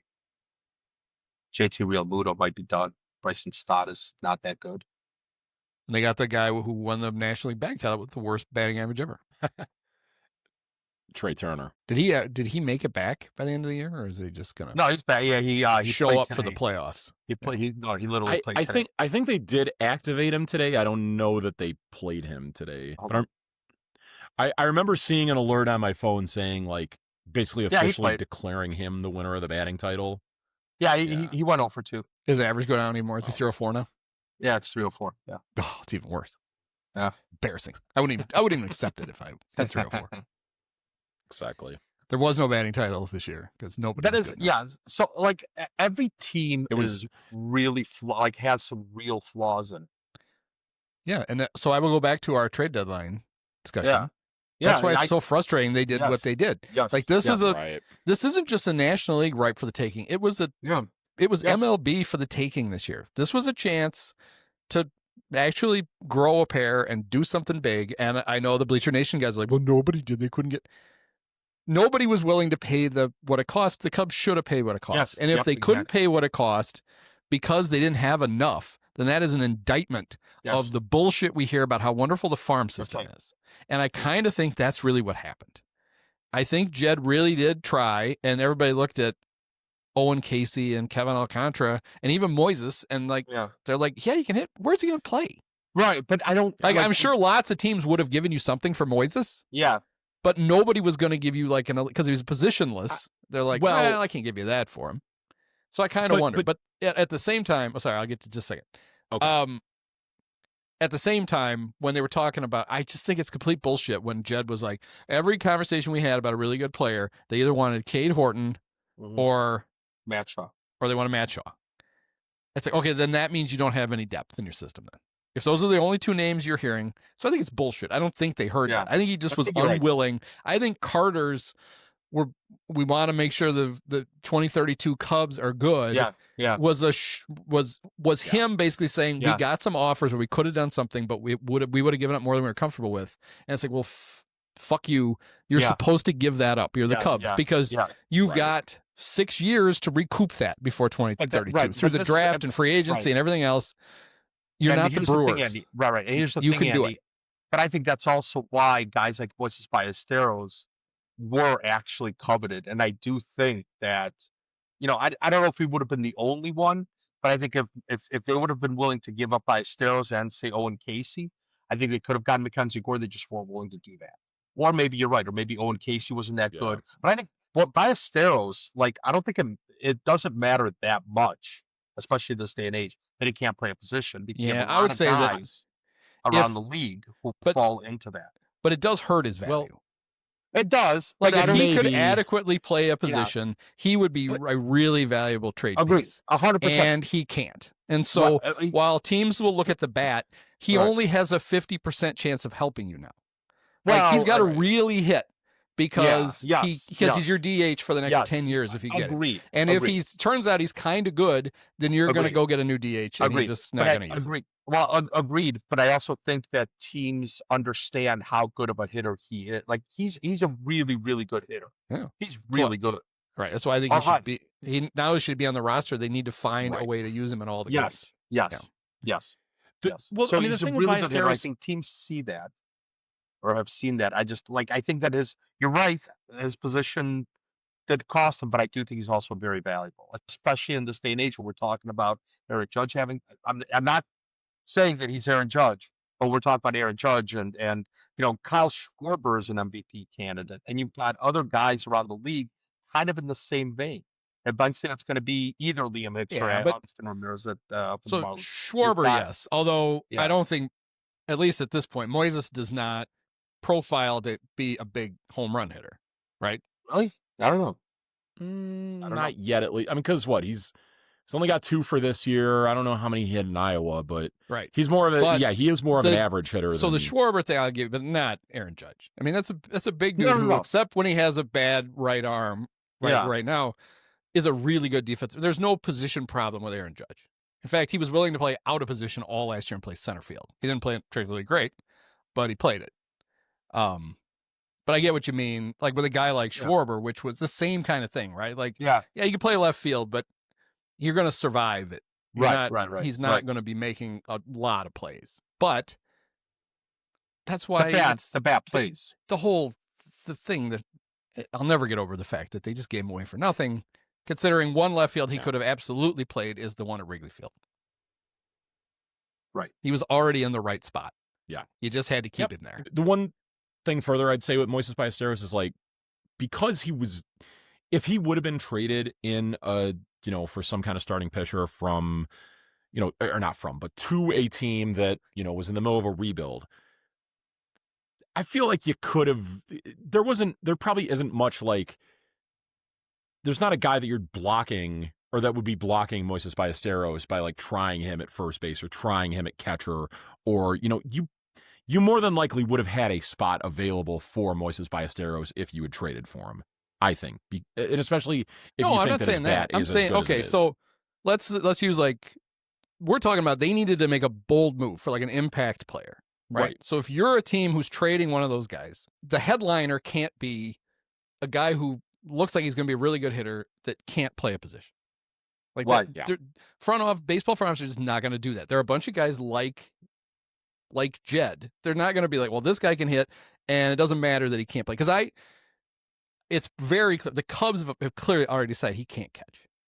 And he's a fat 5'8" guy. He's not going to play first base. Six scoreless innings today against the Cardinals he caught. He's never going to play. He's never going to play an actual position with any regularity in the big leagues. And that it means I could see why teams were like, okay, no, that guy is not, that's not enough. It's that plus a lot more to get him. Okay. So I agree with you on that case. Okay. I just don't think, I don't know. It's an indictment of Judd that he wasn't willing to trade something more than Moises. Because there had to be something they could have packaged with him to get him. Right. If you take, if you go to the Twins and you say for Joe Ryan, we'll give you Moises Ballesteros and I don't know, Jefferson Rojas and maybe a couple of other guys, whatever it is, I think the Twins make that trade.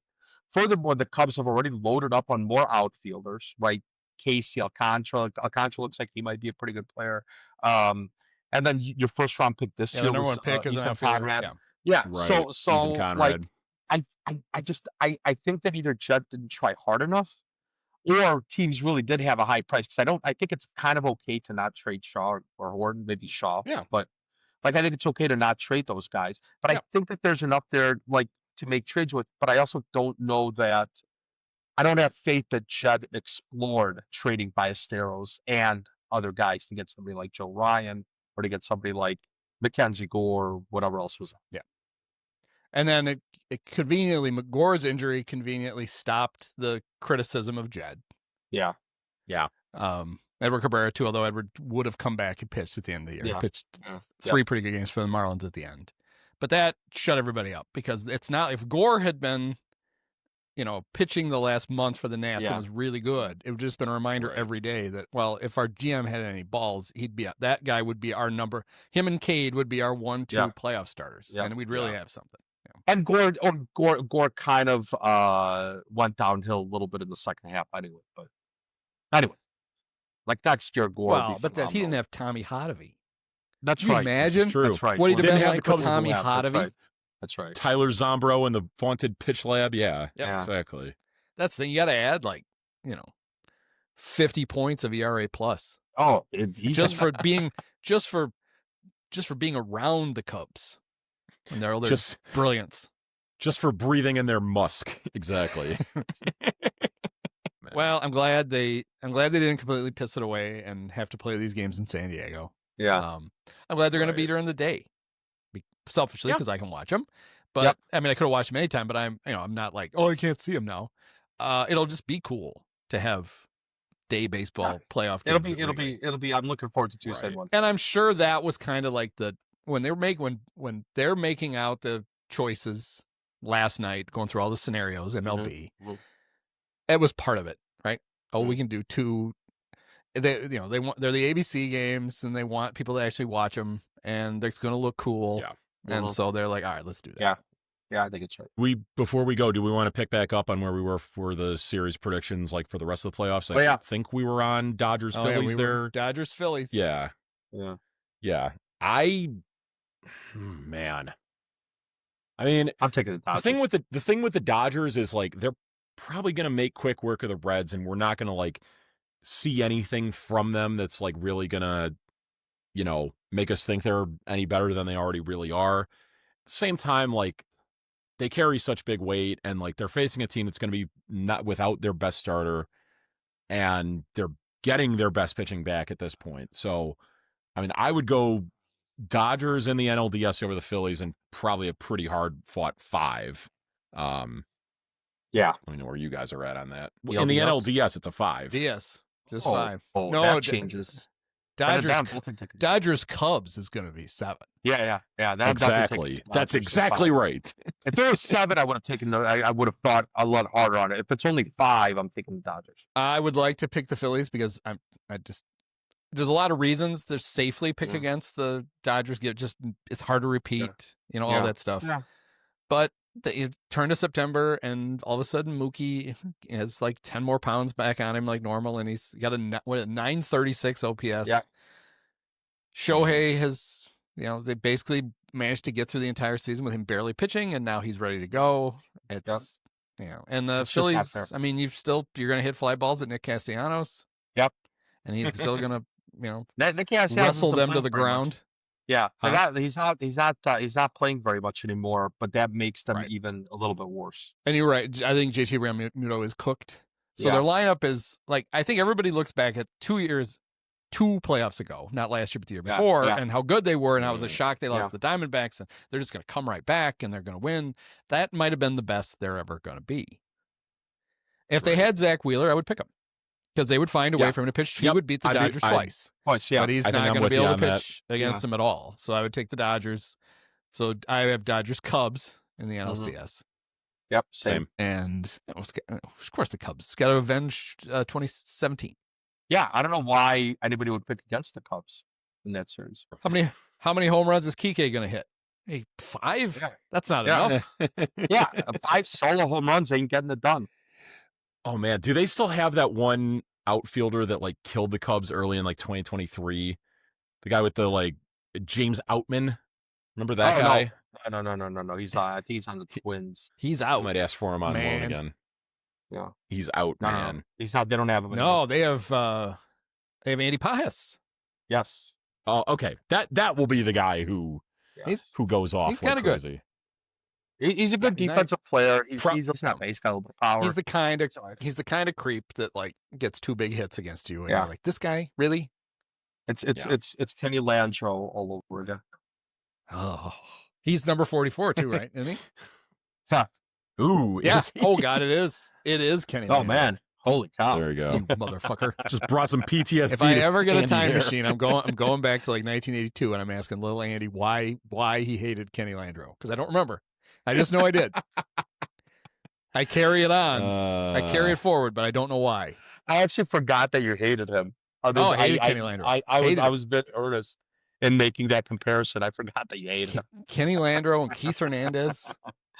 There was a whole list. It was easy to hate Keith Hernandez. John Tudor. I was so happy when John Tudor had a terrible playoff start, and he punched a fan, not a fan in the stands. He punched a fan in the dugout and cut the shit out of his hand. Oh, I love that. I couldn't get enough of that.